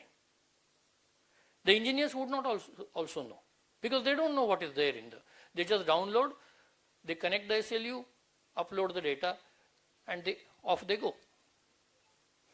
If you tested this EVM before 2011-2024 or after that date, it will behave normally. Only on 2024 or 2011-24, after 12 o'clock noon, it will misbehave till end of the day, end of that date. Even if you tested it at 11:30 on 2011-24, you will not notice anything unusual. That is how data can change everything. And for that, you don't have to change the program. This, unfortunately, what happened was, because vote chori campaign was run with such fanfare, people took their eyes off this. People thought, oh, no, EVM was all not true really. EVMs are good. All that is happening is only vote chori here. No, there is a vote hijack. You vote for apple and it goes to banana, it's hijacked in between. You don't even know. Besides, what you see is the paper slip. The paper slip is showing you apple. But did you see banana inside? No. What is being counted? Is the paper slip being counted? No. It is the banana that is being counted. And when they want to show, give the results, they will count bananas. If you ask for verification, they will count apples. They have both. How do you know? You will never know. This kind of thing is happening. Both these are happening, and that's why I said all the three. We have to be aware of all the three. On one side, you have electoral roll, which is being fudged and manipulated. On the other side, you have this vote casting that is being manipulated. On the third side, you have these control units that can be swapped. Because the control units talk to each other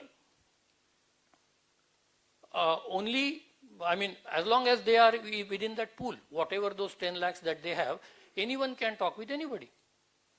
So, I replace one and all of them look alike, right? How would you know? It's only the number, the tag that is attached, which can be changed. And this is happening. I can't tell you how depressing or how devious it is, but it is. So, can we go to and then we skip this? Yeah. So, as I said, the impact of under-design is another issue. Anyone from here who is done accounting, auditing, accounting, or even at home, when you tally something, you tally either with the totals and the process, as I said, or you have another reference to check it with, right? You verify something. In this entire system that we have, digital system, there is no verification. There is no copy. We saw Madhya Pradesh after elections, all the EVMs caught fire and they were gutted. There is no copy left anywhere to know what really happened. Now, see, if you were transacting with a bank and one day bank comes back to you and says, oh, you know what, our server caught fire. Now we don't know how much money you have. Will you work with such a bank? No. You would expect them to have a backup. Okay, your server caught fire, I have nothing to do with it. You have a backup, you restore my account details, right? It's basic expectation, isn't it? You won't work with such a bank. Why do we work with such election commission? Why? So, we'll go to the next slide, please. Again, I'll visit this. Again, we have voter list, we have voting using EVM, and we have vote counting using EVM. I have already talked about the problems. There are simple solutions. For voter list, we can use Aadhaar biometrics, and I'm going to come to that database sometime. What we can do is, it doesn't have to be connected to the EVM system. It can be an independent computer sitting at the doors of the polling booth. Person who walks in, his biometrics are taken. The computer is connected to the Aadhaar system. It checks for the person's, his or her name and residence. And if that address is within that polling booth area, then the person is allowed in. If not, the person goes out. This way, it's a very simple way of eliminating fake voters. I do not know why it is not done. Government already has approved iris, even iris recognition systems. You can find those on our website. You can even buy one for as 100 rupees. You can see it for yourself. But these are not implemented by government itself. As far as the voting using EVM is concerned, we have to, as I said, I showed a progressive checksum in the demo. That has to be implemented, and instead of Form 17C, which is outdated, give that final checksum to every representative of the candidates, so that they carry that slip or that printout. On the counting day, before the counting begins, the checksum is again calculated, printed or shown on the screen, and everybody tallies it. So, doubt. There is no question of any data fudging. And again, counting using EVM, you show the checksum and also pair the VVPAT and control unit if you want. Can we move to the next, please? Now, these are the three data stores that I talked about: the census data, electoral data, and Aadhaar data. There are, of course, as I said, all the other databases like the ration card and your driving license and all, but these three are important. Imagine, we believe that all these three databases don't talk to each other. They maintain a sanctity. But if from the census data, two things, caste and religion, are taken out and put into the electoral roll database. Now, you can easily add to the granularity of a lane, segregate people by their caste or by their religion or what have you. I mean, census has so much of data. It depends on what you take. And that's just by a click. It doesn't take time now. Digital, it's on the computer. It gives you a list. You can include, exclude as many people as you like. That is the risk. That's a huge risk. Just a thought. All of you will remember we saw and we read about Tata Group having board fights. I mean, they had some problems in their board, right? It was a corporate fight. We have a full-fledged Ministry of Corporate Affairs. Where did the Tata board go? They went to the Home Minister, not to the Minister of Corporate Affairs. Why? It's a legitimate question, right? When you have another ministry which is supposed to deal with only corporate affairs, why do you go to Home Ministry? Look at the entire electoral system. The two companies that manufacture EVMs, the Bharat Electronics and the Electronics Corporation of India, they have 4 members each of BJP on their director board, both of these companies. The Election Commission, less said the better. The Supreme Court, they are in the back pocket, they sit on them whenever they want. The only thing that is not under their direct control is the electoral roll, because electoral roll is its administration and management is done by Tata Consulting, TCS, Tata Consultancy. Now, if you can connect the dots, I don't have to say the rest, right? So that is the huge risk that we run with our digital citizenry. The very fact, let me divert a little, the very fact that even after SIR in Bihar, they had to add 3 lakh voters tells you that the SIR failed. Their claim was, we will get a pure voter list. The expectation would be not a single voter would be added after the SIR was over. If you buy a water filter with the expectation that there will be no germs, then I come back to you and say, you know what, after this water filter, this glass of water, you put through this ultraviolet or whatever, because there may be some germs in it. Would you believe that water filter? You will not. The very fact that 3 lakh people were added tells you that SIR is a complete failure. Complete. Even if it was 1, I would have said the same thing. But with 3 lakhs, it's a huge number. Okay. And to end, why did we get there and how did we get there?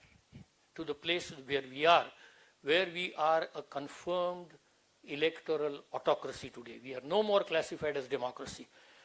We have 4 major components to blame: politicians, bureaucrats, judiciary, and we the people. Prakala has already talked about we the people being happy with whatever is happening.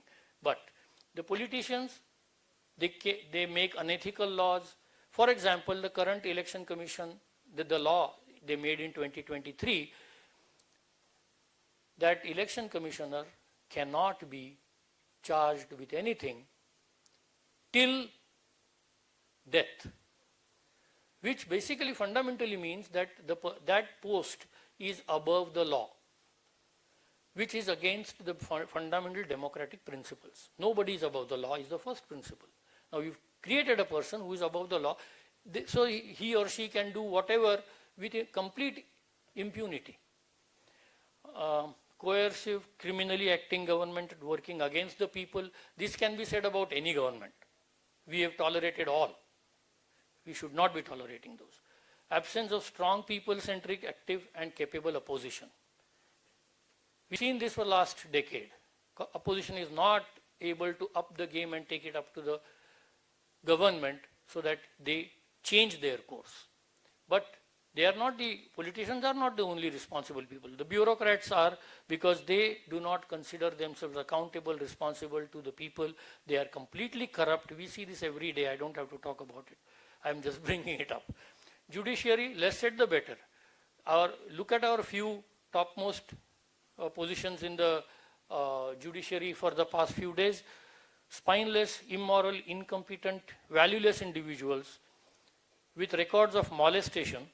Somebody molested a lady. Somebody had divine insights, which in other words are called psychotic disorders. Somebody gave false testimonies saying that, oh, in my car was used. Perjury. And somebody has tax evasion amounting to crores. These are our top judicial occupants. Less said the better. And people, we have stopped caring about our freedom. If we do not fight for our freedom, nobody else will. Socrates said, people can be great, people can be free without being great, but nobody can be great without being free. We have to remain free. We have to fight for it. So, one last point, just to address. Can we go 3 slides ahead? data storage cost, we are told that they are deleting data after 45 days. I just make quick calculations, and to highlight, data of 100 crore people's votes with the checksums, if it is stored in the cloud is 3 times costlier than a hard disk, locally available hard disk. But if it is stored in the cloud, will cost government 3,333 rupees a year for 100 crore people. Data of all their votes for 1 year. Data of all the video for all of India's every polling booth will cost 2.1 crore rupees a year. Just 2.1 crore. All videos, all polling booths. And they tell us they destroy data after 45 days. You can make out where we are going. So, what we must do, can we go 2 slides ahead? Another one. We have to say no to SIR until our demand and need for completely transparent process is fully met.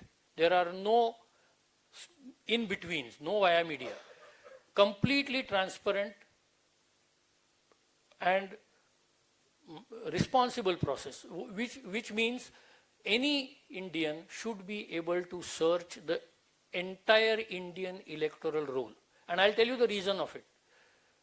The law says that if somebody has a duplicate epic card, that somebody is criminal. He can be, charged with criminal intent. How is that somebody criminal? If that somebody doesn't have the agency, doesn't have the machinery to print the voter card is being, that responsibility and authority lies only with the Election Commission. And the Election Commission is not responsible, but the individual citizen is responsible. And I can't even find out whether my name appears somewhere else, maybe in Bihar or maybe in Delhi or Gujarat, or because you don't give me searchable electoral roll, right? So we start from there, and we demand that SIR will be allowed only after fully transparent protocols are implemented with enough time.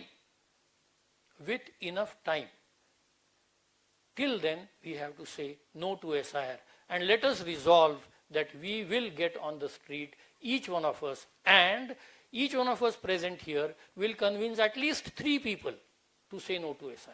At least 3, if not more. Thank you.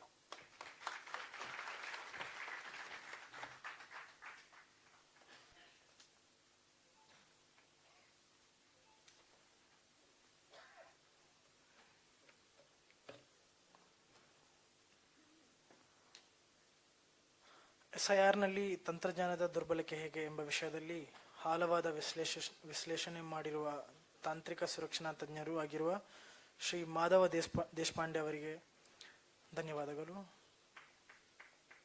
ಈಗ SIR ಅನ್ನು ಪ್ರತಿರೋಧಿಸುವ ಮಾರ್ಗವೇನು ಎಂಬ ವಿಷಯದ ಬಗ್ಗೆ ತಮ್ಮ ಅಭಿಪ್ರಾಯಗಳನ್ನು ಮಂಡಿಸಲಿದ್ದಾರೆ.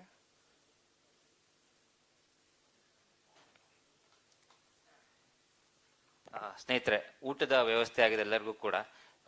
ಕಾರ್ಯಕ್ರಮ ಹೆಚ್ಚು ಕಡಿಮೆ 2:30 ಅಷ್ಟೊತ್ತಿಗೆ ನಮಗೆ ಮುಕ್ತಾಯ ಆಗ್ತದೆ. ಸೊ ದಯಮಾಡಿ ಎಲ್ಲರೂ ಕೂಡ ಇನ್ನೊಂದು ಅವರು ನಮ್ಮ ಜೊತೆ ಇರ್ಬೇಕಂತ ಕೇಳ್ಕೊಳ್ತೀವಿ. ಸೊ ಈಗ ಸಭೆ ಮುಂದುವರಿಯುತ್ತೆ. ಸೊ ಇನ್ನೊಂದು ಅನೌನ್ಸ್ಮೆಂಟು, ಒಟ್ಟು ಈ ಒಂದು ಕಾರ್ಯಕ್ರಮ ಇವತ್ತು ಆಯೋಜಿಸಲಿಕ್ಕೆ ನಮಗೆ 56,000 ಖರ್ಚು ಬಂದಿದೆ. ಹಾಲ್ ಬಾಡಿಗೆ, ಊಟ, ಇನ್ನಿತರೆ ಖರ್ಚುಗಳೆಲ್ಲ ಬಂದಿದೆ. ಸೊ ದಯಮಾಡಿ ನಮ್ಮ ಸ್ನೇಹಿತರು ತಮ್ಮಲ್ಲಿಗೆ ಬರ್ತಾರೆ, ತಾವೆರಡೂ ಕೂಡ ಹಣ ಸಹಾಯ ಮಾಡ್ಬೇಕಂತೇಳಿ ಮನವಿ ಮಾಡ್ತಾ ಇದ್ದೀವಿ.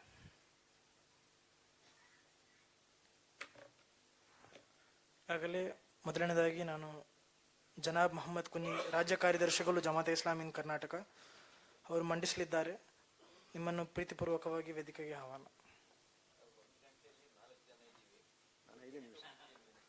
ನಾನು 5 ನಿಮಿಷ ವೇದಿಕೆಯಲ್ಲಿರುವ ಎಲ್ಲ ಗಣ್ಯರೇ, ಈ ಸಭೆಯಲ್ಲಿ ಭಾಗವಹಿಸುತ್ತಿರುವ ಆತ್ಮೀಯ ಒಡನಾಡಿಗಳೇ, ಬಹಳ ಗಂಭೀರವಾದ ಒಂದು ವಿಷಯದ ಬಗ್ಗೆ ನಾವು ಚರ್ಚಿಸ್ತಾ ಇದ್ದೇವೆ.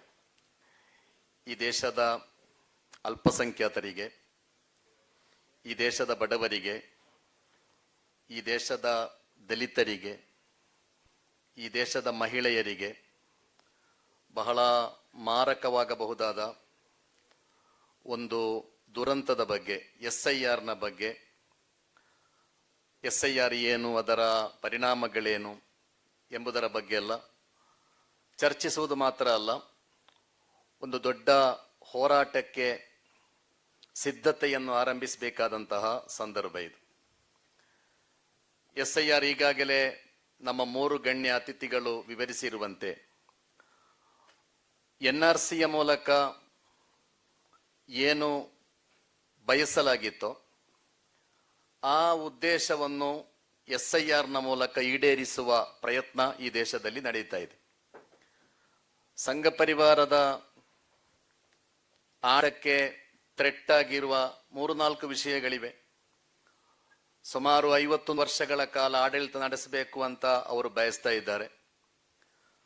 ಅವರ ಆಡಳಿತಕ್ಕೆ ಸ್ವಲ್ಪ ಥ್ರೆಟ್ಸ್ ಅಂದರೆ, ಒಂದು ಮುಸ್ಲಿಂ ಸಮುದಾಯ, ಎರಡನೆಯದ್ದು ಬಡವರು, ಮೂರನೆಯದ್ದು ದಕ್ಷಿಣ ಭಾರತ, ಅದೇ ರೀತಿ ನಿರಂತರವಾಗಿ ನಡೆಯುವ ಚುನಾವಣೆಗಳು.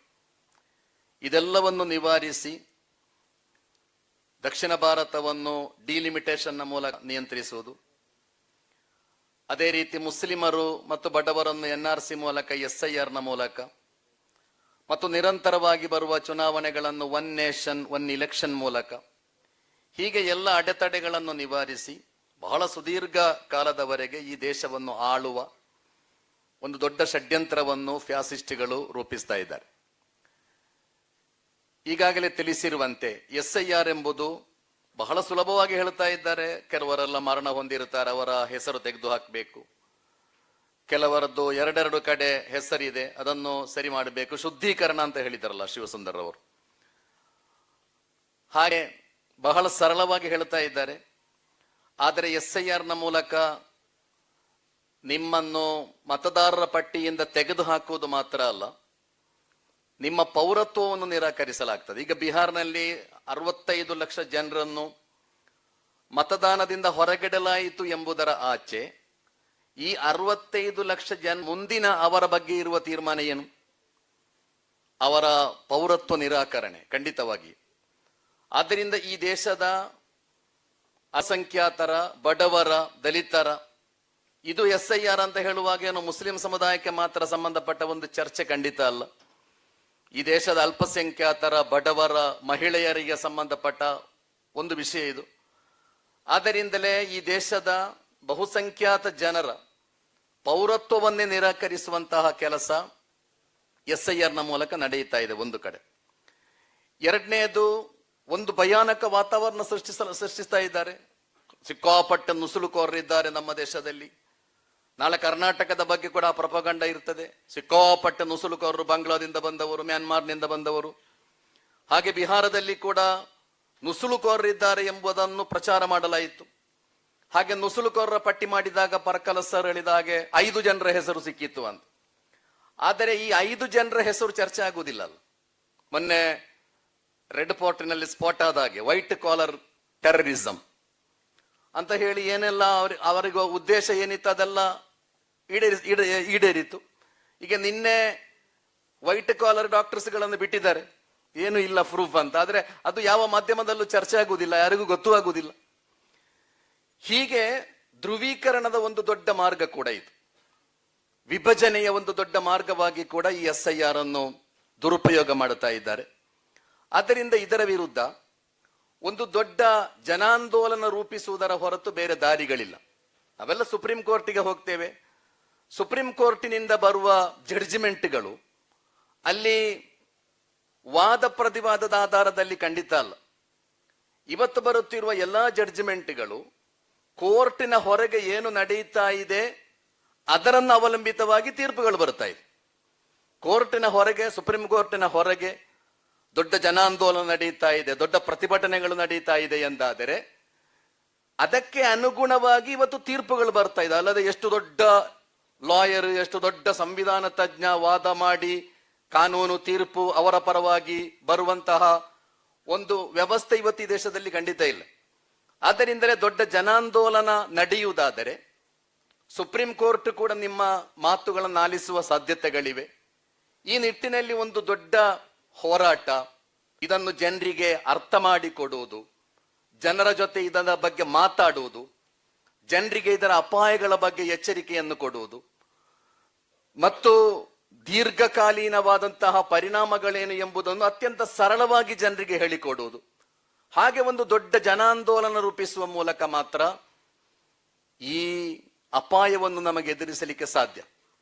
ಮತ್ತು ನಾವೆಲ್ಲ ಆತ್ಮವಿಶ್ವಾಸ ಕಳ್ಕೊಳ್ಬೇಕಾದ ಒಂದು ಜಗತ್ತಲ್ಲ ಇವತ್ತು. ನಿಮಗೆಲ್ಲ ಗೊತ್ತಿದೆ, ನ್ಯೂಯಾರ್ಕಿನಲ್ಲಿ ಜಗತ್ತಿನ ಅತ್ಯಂತ ದೊಡ್ಡ ಕಾರ್ಪೊರೇಟ್ ಶಕ್ತಿಗಳ ಕೇಂದ್ರದಲ್ಲಿ ಮತ್ತು ಜಗತ್ತಿನಲ್ಲಿ ಅತಿ ಹೆಚ್ಚು ಇಸ್ಲಾಮೋಫೋಬಿಯಾ ಇರುವ ಒಂದು ಸಿಟಿಯಲ್ಲಿ ನಾನೊಬ್ಬ ಮುಸ್ಲಿಂ ಅಂತ ಬಹಳ ಧೈರ್ಯದಿಂದ ತನ್ನ ಐಡೆಂಟಿಟಿಯನ್ನು ಹೇಳಿಕೊಂಡು ಒಬ್ಬ ವ್ಯಕ್ತಿ ಜಹರಾನ್ ಮಮ್ದಾನಿ ಈ ವ್ಯವಸ್ಥೆಯ ವಿರುದ್ಧ ವಿಜಯ ಸಾಧಿಸುವುದಾದರೆ, ಗೆಲ್ಲುವುದಾದರೆ ಜನರು ಆ ರೀತಿ ಆಲೋಚಿಸ್ತಾ ಇದ್ದಾರೆ. ನೀವು ಜನರೊಂದಿಗೆ ಮಾತಾಡಿದ್ರೆ, ಅವರ ನಿಜವಾದ ಸಮಸ್ಯೆಗಳನ್ನು ಹೇಳಿದ್ರೆ, ಜನರಿಗೆ ಇದನ್ನೆಲ್ಲ ಅರ್ಥ ಮಾಡಿಸಿಕೊಡ್ಲಿಕ್ಕೆ ನಮಗೆ ಸಾಧ್ಯ ಆದರೆ ಅದು ಮಮ್ದಾನಿಗೆ ಮಾತ್ರ ಸೀಮಿತ ಆದದ್ದಲ್ಲ, ಎಲ್ಲಾ ಕಡೆ ಕೂಡ ಈ ಬದಲಾವಣೆಗಳು ಖಂಡಿತ ಆಗ್ತದೆ. ಆದರೆ ಅದಕ್ಕೆ ಬಹಳ ತ್ಯಾಗದ ಅಗತ್ಯ ಇದೆ, ಅದಕ್ಕೆ ಬಹಳ ಪರಿಶ್ರಮದ ಅಗತ್ಯ ಇದೆ, ಅದಕ್ಕೆ ಧಾರಾಳ ಕಲಿಬೇಕಾದ ಅಗತ್ಯ ಇದೆ. ಈ ಎಲ್ಲ ನಿಟ್ಟಿನಲ್ಲಿ ನಾವೆಲ್ಲ ಸೇರಿ ಬಹಳಷ್ಟು ಪ್ರಯತ್ನಗಳನ್ನು ಮಾಡುವುದಾದರೆ ಬೇರೆ ಬೇರೆ ರೀತಿಯಲ್ಲಿ ಇದನ್ನು ಜನರಿಗೆ ತಲುಪಿಸುವ, ತಿಳಿಸುವ, ಇದರ ಮಾರಕ ಪರಿಣಾಮಗಳನ್ನು ಎಚ್ಚರಿಸುವ ಒಟ್ಟು ಒಂದು ದೊಡ್ಡ ಜನಾಂದೋಲನವನ್ನು ರೂಪಿಸಲು ನಮಗೆ ಸಾಧ್ಯವಾದರೆ ಖಂಡಿತ. And we believed, and we will still continue to believe this, and that's why we are deeply disappointed, is that we said to them, considering even the perception of the power you have today, why are you compelled to go and participate in a process that you are protesting so violently against? Does it make any sense? Are you really, as the opposition, serious about this democracy, this constitution? It is ridiculous to think that there is an opposition that will think, oh, no, but maybe we have a chance to get the power back. Arey bhai, the voter list is being fixed. What is much more that even happens at the booth, as we heard.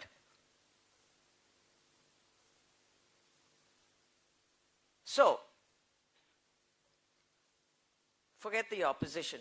Let the opposition follow. Maybe they're doing some real deep introspection now, and I would welcome that with open arms, because I feel that we should all think, if the opposition does come along, great, bonus points.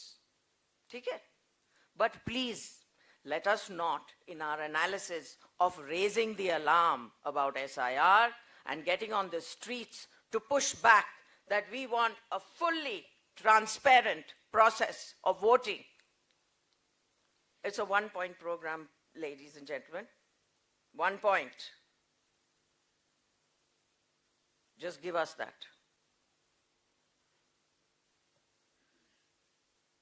And we have many more to come, but you can look back and you can look at many. The determination that we have to grow the muscle. You know, we have all these muscles. The muscle of determination. We will not step back till we get our transparent, fully transparent system back, and that it is not in the control of any company or government or anybody. It belongs to us. The Election Commission belongs to us. It serves us. These are the things that we are going to move forward with.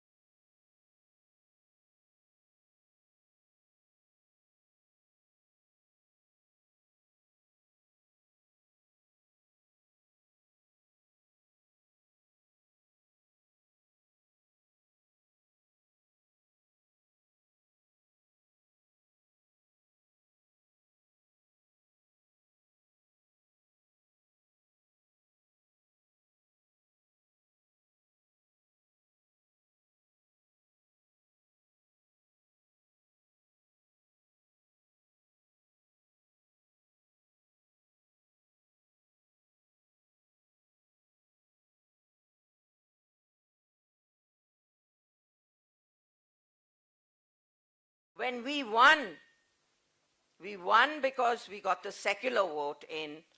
Karnataka won. That is what created the wave in other states to say, if you can do it, we to do it. We can do it. Tell us how.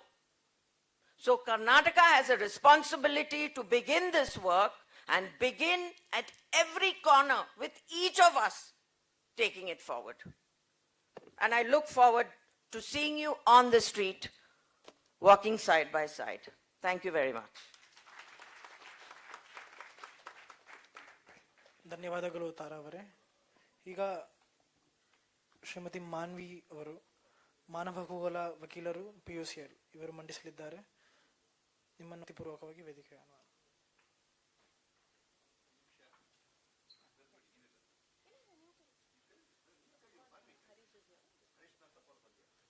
ನಮ್ಮಲ್ಲಿ ಹರೀಶ್ ನರಸಪ್ಪ ಅವರು ಬಂದಿದ್ದಾರೆ. ಅವರನ್ನು ವೇದಿಕೆಗೆ ಪ್ರೀತಿಪೂರ್ವಕವಾಗಿ ಆಹ್ವಾನ.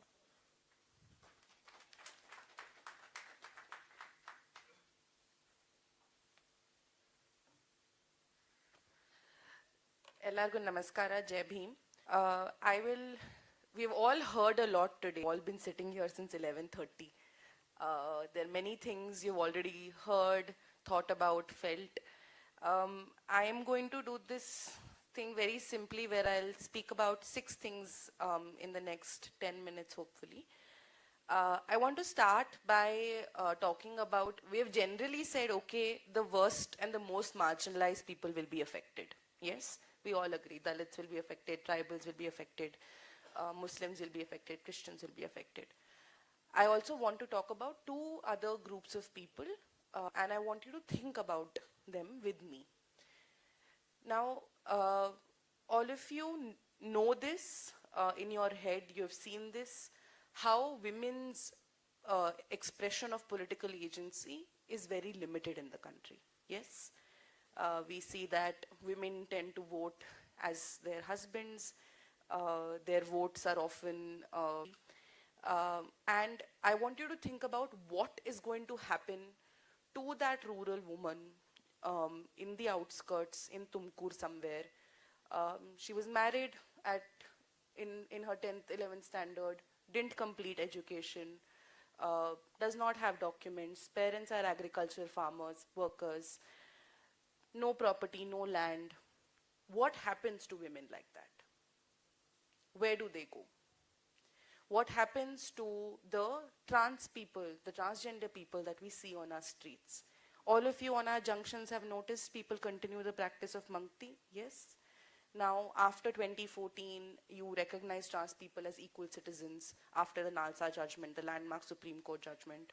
You also have a Trans Person Protection of Rights Act, which recognizes them as equal citizens.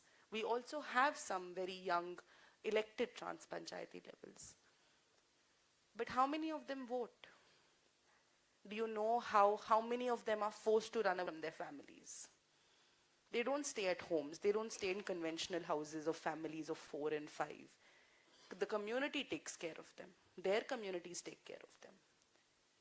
And an exercise like this, in a SIR, which is based on ancestry, which is based on community, which is based on where you have come from, the caste, community, class, religion that you have come from.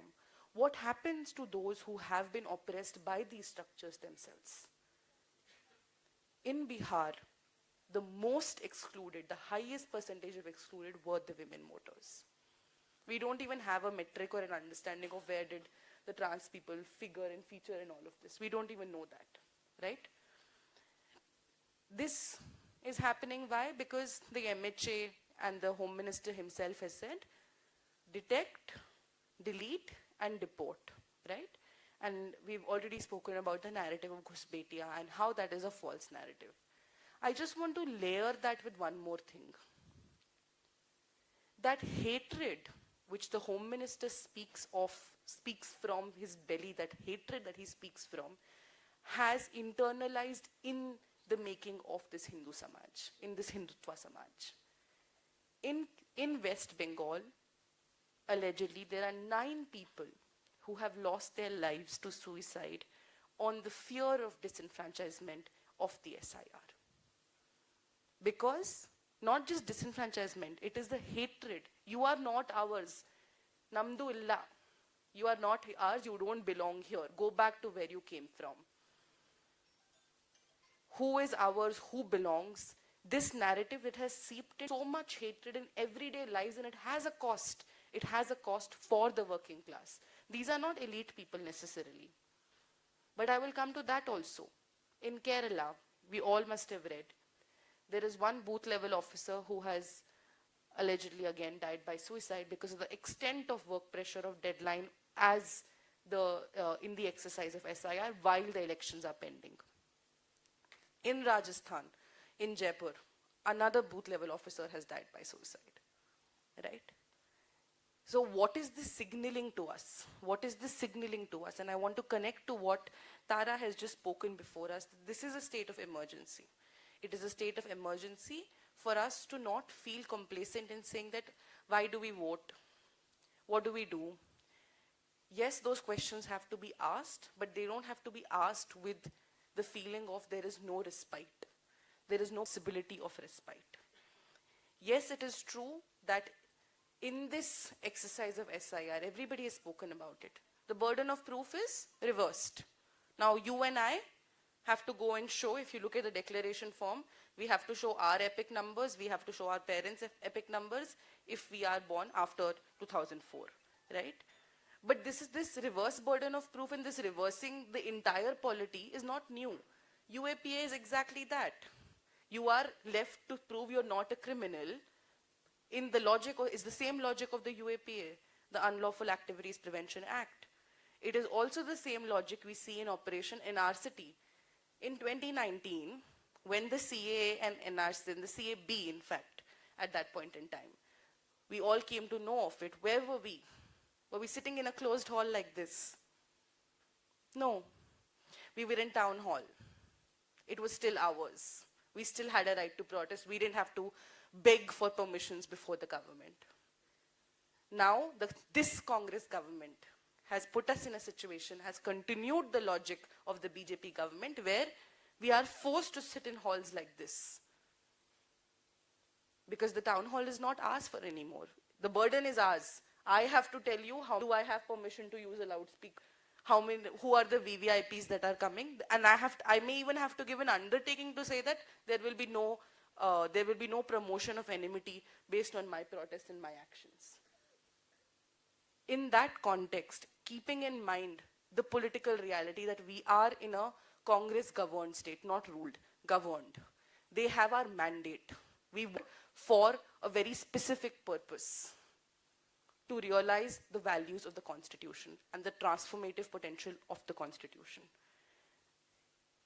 The collective punishment that the SIR is going to enforce on people, it is a collective punishment.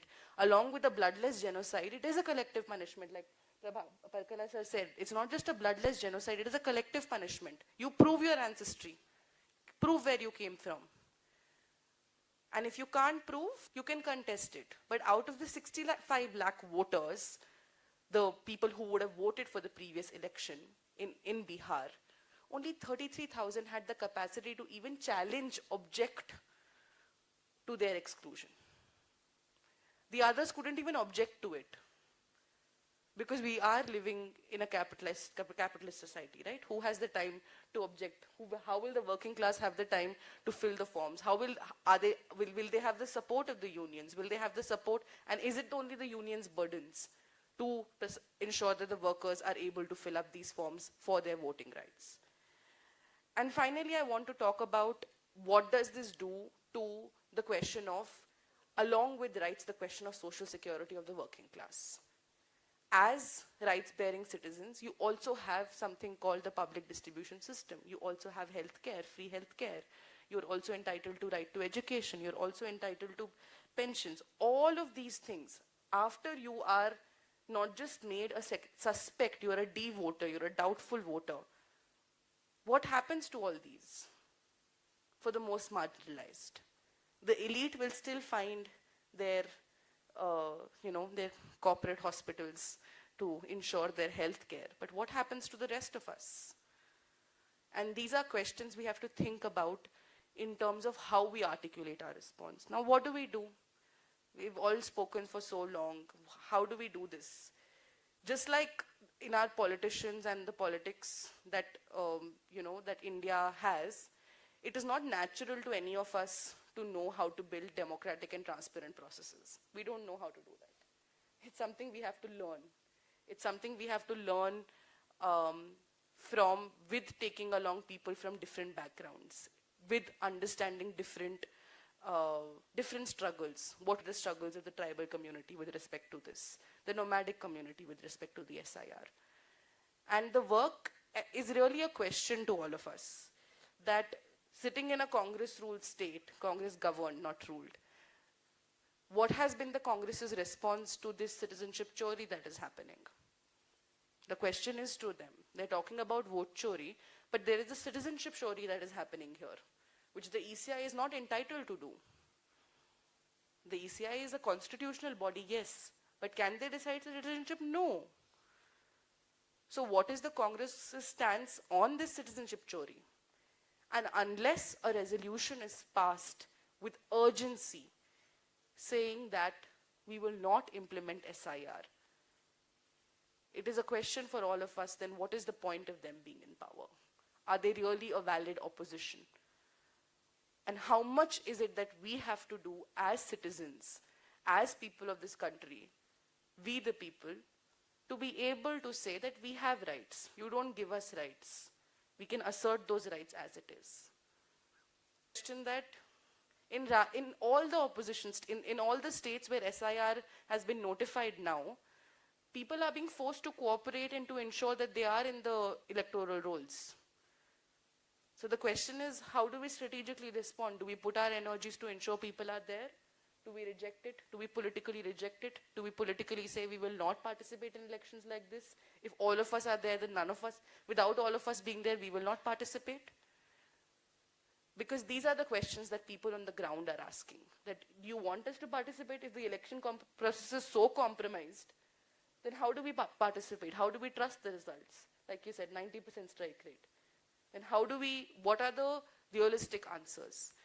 And with these questions, and hoping that this meeting emerges in next steps, that just because we have been forced to be in a hall and not on the streets, we are not reduced in terms of our clarity and in terms of our political purpose. With that, I'll end. Thank you so much. ಧನ್ಯವಾದಗಳು ಮಾನ್ವಿ ಅವರೇ. ಈಗ ಹರೀಶ್ ನರಸಪ್ಪರವರು ಮುಖ್ಯಸ್ಥರು association for democratic rights ಇವರು ಮಂಡಿಸಲಿದ್ದಾರೆ. ನಿಮ್ಮನ್ನು ಪ್ರೀತಿಪೂರ್ವಕವಾಗಿ ವೇದಿಕೆಗೆ ಆಹ್ವಾನ sir.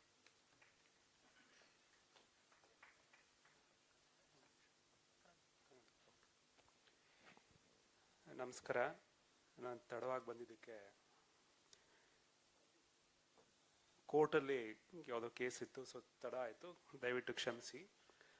ನಾನು ADR ಮುಖ್ಯಸ್ಥ ಅಲ್ಲ, ADR ನಾನು ಮುಖ್ಯಸ್ಥ ಆಗಕ್ಕೆ ರೆಡಿ, ಬಟ್ ಅವ್ರಿಗೆ ADR ಮುಖ್ಯಸ್ಥ ಅಂತ ನಾಕೊಂಡ್ರೆ ಅವ್ರಿಗೆ ಸರಿ ಹೋಗಲ್ಲ ಅನ್ಸುತ್ತೆ.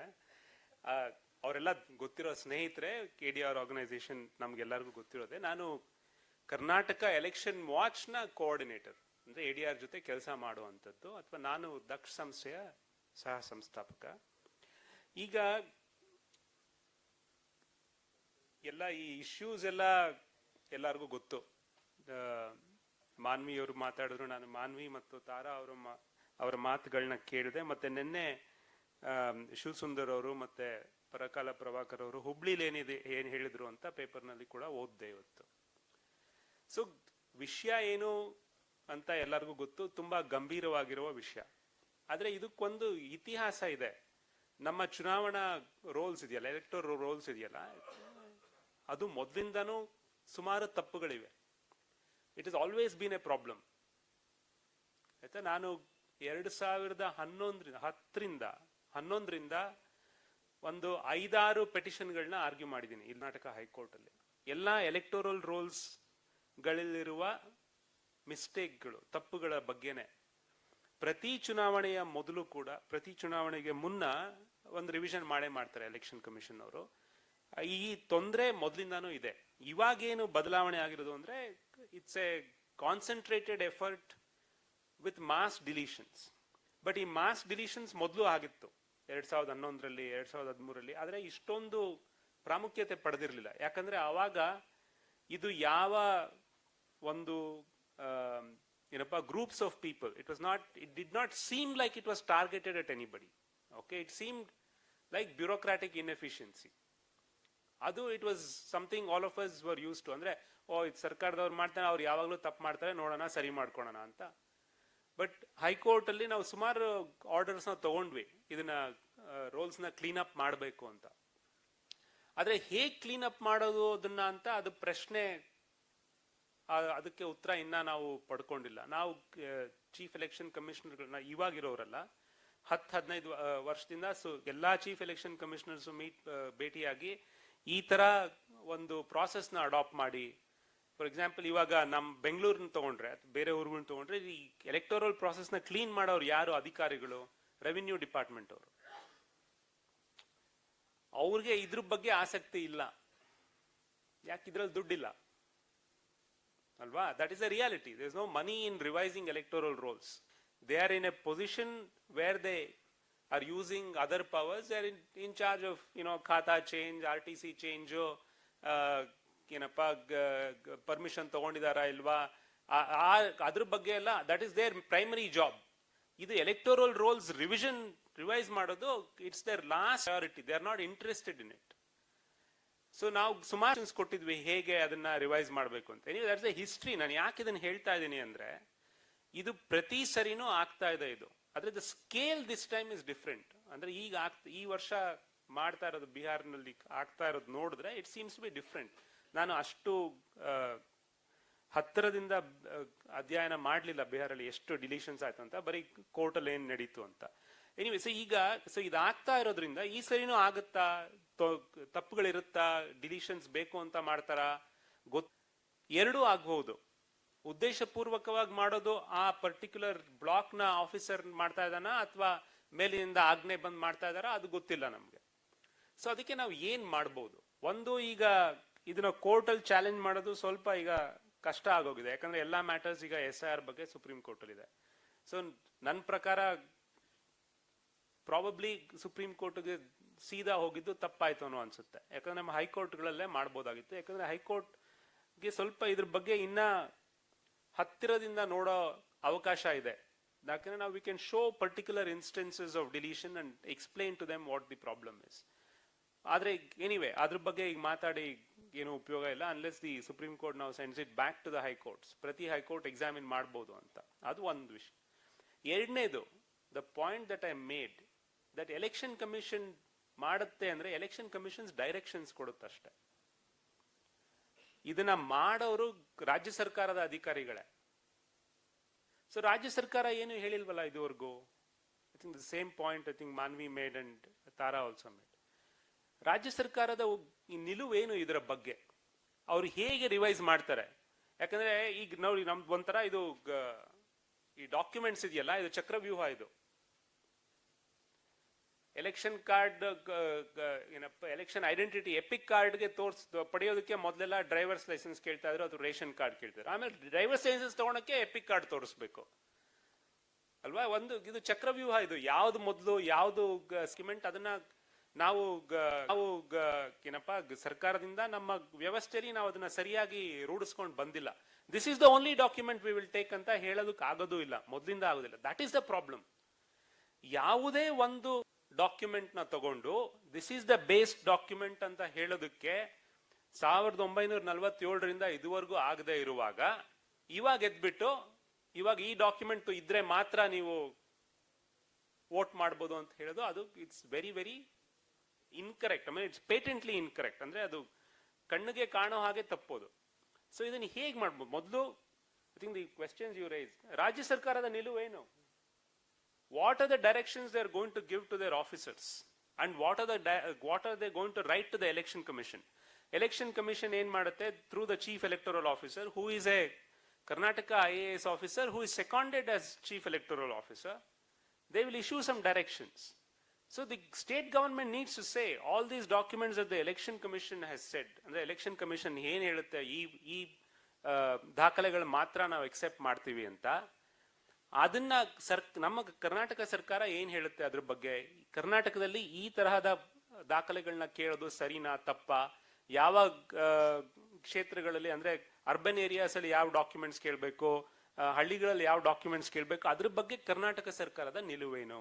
ಈಗ ತಮಿಳ್ನಾಡವರು ಕೂಡ ಸುಪ್ರೀಂ ಕೋರ್ಟ್ ಹೋಗಿದ್ದಾರೆ, ಬಟ್ ತಮಿಳ್ನಾಡು ಸರ್ಕಾರದ ನಿಲುವೇನು, ಯಾವ ಡಾಕ್ಯುಮೆಂಟ್ಸ್ ಅವ್ರ ಪ್ರಕಾರ ಸರಿ ಇದೆ. ಯಾಕಂದ್ರೆ ಡಾಕ್ಯುಮೆಂಟ್ಸ್ ಇಲ್ದೇನೆ ವೋಟರ್ಸ್ ರೋಲ್ ಎಂಟರ್ ಆಗೋದು ಈ SIR ಎಲ್ಲ 5 ವರ್ಷದಿಂದೇನು ಕಷ್ಟ ಇತ್ತು. ಅದಕ್ಕೇನೆ ಸುಮಾರು ಜನ ವೋಟರ್ಸು ಎಲೆಕ್ಷನ್ ರೋಲ್ಸ್ ಅಲ್ಲಿ ಇರಲಿಲ್ಲ. ಸೊ ಅದು that is a per se discriminatory issue, but ಅದೇ ಸಪರೇಟ್ ಪ್ರಶ್ನೆ ಅದು.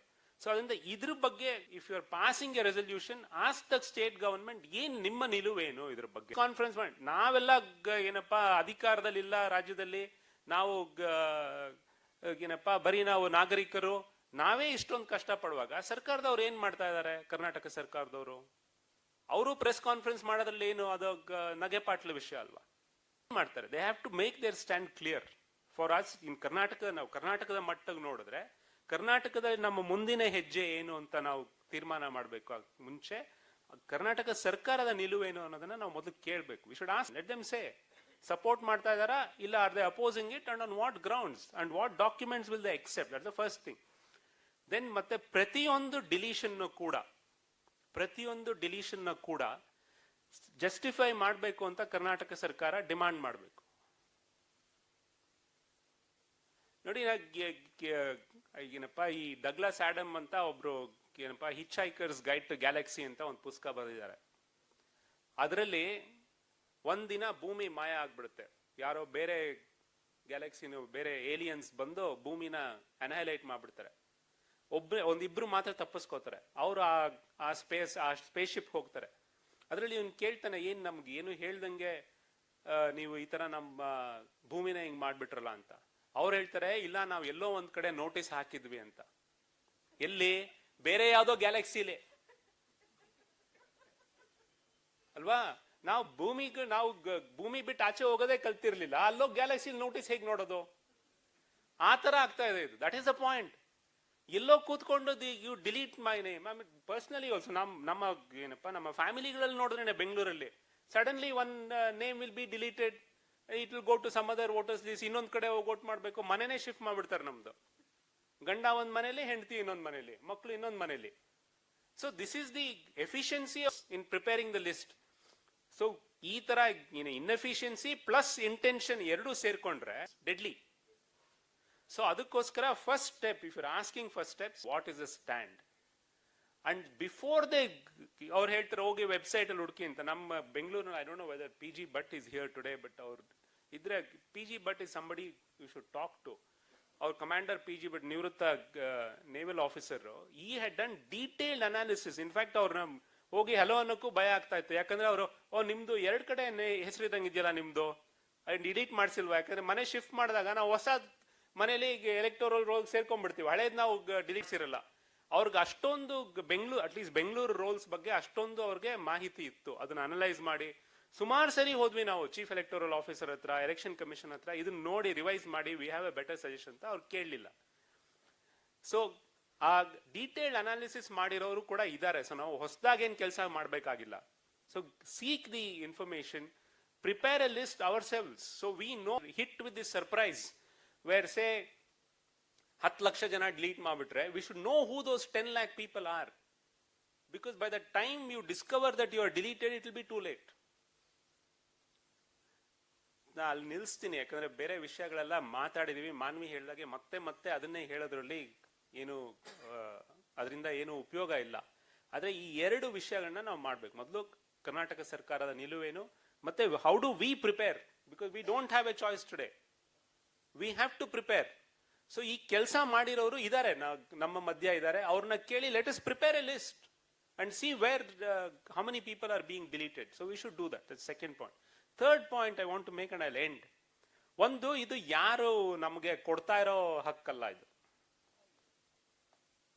ಈ ದೇಶ ನಮ್ದು. ನಾವು ಏನಪ್ಪಾ 1.5 billion ಆಫ್ ಅಸ್, ನಮ್ಗೆ ಒಂದು ಚಿಕ್ಕ ಭಾಗ ಅಷ್ಟೇ ಈ ದೇಶ ನಮ್ದು, ಒಬ್ರದ್ದು ನೋಡಿದ್ರೆ. ಬಟ್ ನಮ್ದು, ನಾವು ಈ ದೇಶದ ಮಾಲೀಕರು. ನಮ್ಗೆ ಹಕ್ಕಲ್ಲ, ನಮ್ಮ ಅಧಿಕಾರ. ವೋಟ್ ಮಾಡೋದು ನಮ್ಮ ಅಧಿಕಾರ.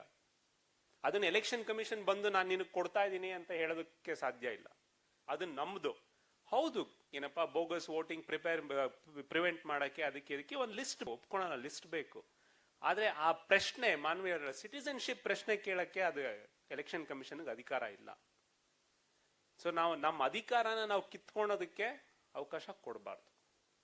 ಆ ಸ್ಟೆಪ್ಸ್ ತಗೋಬೇಕು. Steps we have to discuss in detail, but we have to be very vigilant.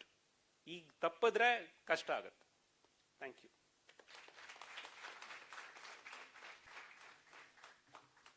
ಧನ್ಯವಾದ ಹರೀಶ್ ಅವರೇ. ನಾವೀಗ ಸಮಾವೇಶದ ಅಂತಕ್ಷಣಕ್ಕೆ ಬಂದೇವೆ. ಈ ಸಮಾವೇಶದ ಮಂಡನೆಯಾದ ವಿಷಯಗಳ ಸಾರ ಸಂಗ್ರಹವನ್ನು ಮಂಡಿಸಲು ನಾನು ನೂರ್ ಶ್ರೀಧರನ್ನು ವೇದಿಕೆಗೆ ಆಹ್ವಾನ ಮಾಡ್ತಿದ್ದೆ.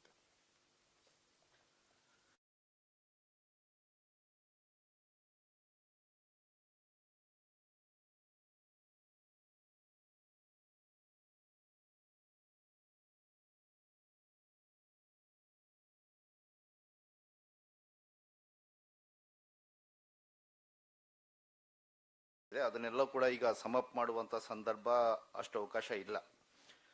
ಆದ್ರೆ ಬಂದಿರುವಂತ ವಿಚಾರಗಳಲ್ಲಿ ನಾವು ಮನಸ್ಸಲ್ಲಿ ಇಟ್ಕೊಂಡು ಹೋಗ್ಲೇಬೇಕಾಗಿರುವಂತ ಕೆಲವು ವಿಚಾರಗಳು ಏನಿದಾವೆ ಅಷ್ಟನ್ನ ನಾನು ಸ್ವಲ್ಪ ಮೆನ್ಷನ್ ಮಾಡಿ ಎಲ್ಲರ ಗಮನಕ್ಕೆ ತರಲಿಕ್ಕೆ ನಾನು ಪ್ರಯತ್ನ ಪಡ್ತೀನಿ.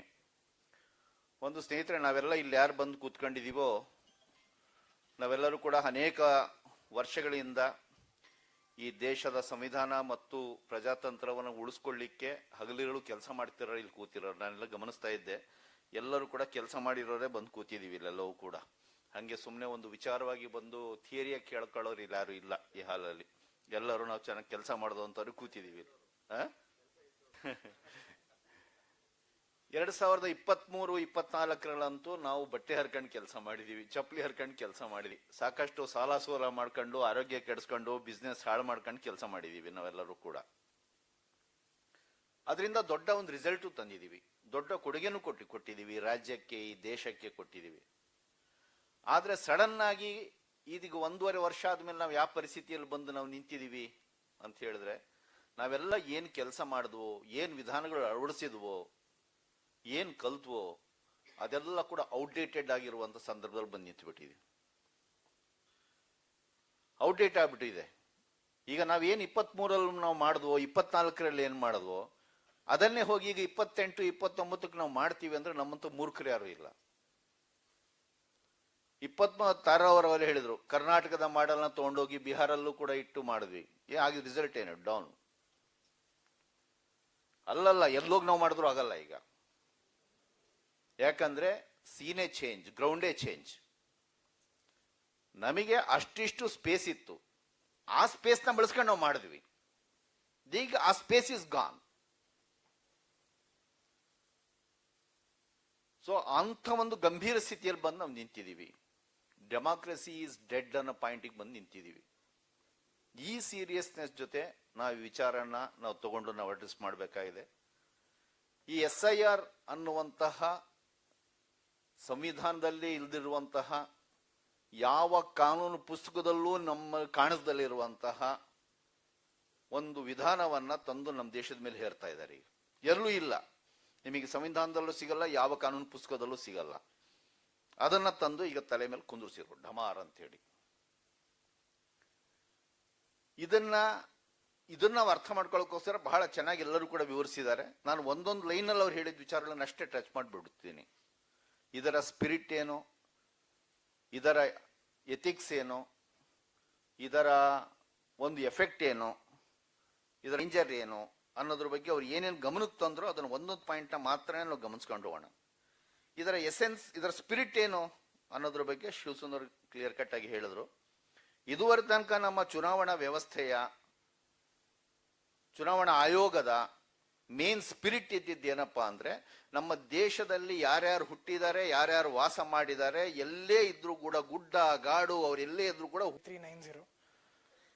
ಈಗ ವಂದನ ಅರ್ಪಣೆಗೆ ಶ್ರೀಮತಿ ಚೆನ್ನಮ್ಮ ಅವರನ್ನು ವೇದಿಕೆಗೆ ಕರೆದುಕೊಳ್ಳುತ್ತಿದ್ದೇನೆ.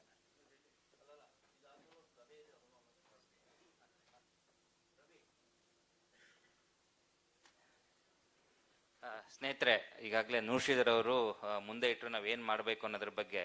ಸೊ ಊಟ ಆದ ನಂತರ ದಯವಿಟ್ಟು ಎಲ್ಲರೂ ಕೂಡ ಸಾಧ್ಯದಷ್ಟು ಹಾಲಲ್ಲಿ ಬಂದು ನಾವು ಚರ್ಚೆ ಮಾಡಬೇಕಾಗಿದೆ. ಏನು ಮಾಡಬೇಕು, ನಾವೀಗ ಬೆಳಗ್ಗೆಯಿಂದ ಸುದೀರ್ಘ ಚರ್ಚೆ ಮಾಡ್ತೀವಿ, ನಿನ್ನೆ ಧಾರವಾಡಲ್ಲಿ ಕೂಡ ಆಯಿತು. ಸೊ ಇದು ಮುಂದೆ ಚರ್ಚೆಗೆ ಅಷ್ಟೇ ಅಲ್ಲ, ನಾವು ಏನು ಮಾಡಬೇಕು ಮುಂದಕ್ಕೆ, ಯಾವ ರೀತಿಯಾದಂತಹ ನಾವು ಕೆಲಸಗಳನ್ನ ಪ್ಲಾನ್ ಮಾಡ್ಕೊಳ್ಬೇಕು, ಹೇಗೆ ಇದು ಮಾಡ್ತೀವಿ ಅನ್ನೋದ್ರ ಬಗ್ಗೆ ಒಂದು ಚರ್ಚೆ ಇರುತ್ತೆ. ಸೊ ದಯವಿಟ್ಟು ಊಟ ಸಮಯಕ್ಕೆ ತಡೆ ಆಗಿದೆ, ಬಟ್ ಆದರೆ ಎಲ್ಲ ಹಿರಿಯರು ಬೆಳಗ್ಗೆ ಏನು ಮಾತಾಡಿದ್ದಾರೆ ಅಷ್ಟೇ ನಮ್ಮ ಹೆಗಲ ಮೇಲೆ ದೊಡ್ಡ ಜವಾಬ್ದಾರಿ ಕೂಡ ಇದೆ.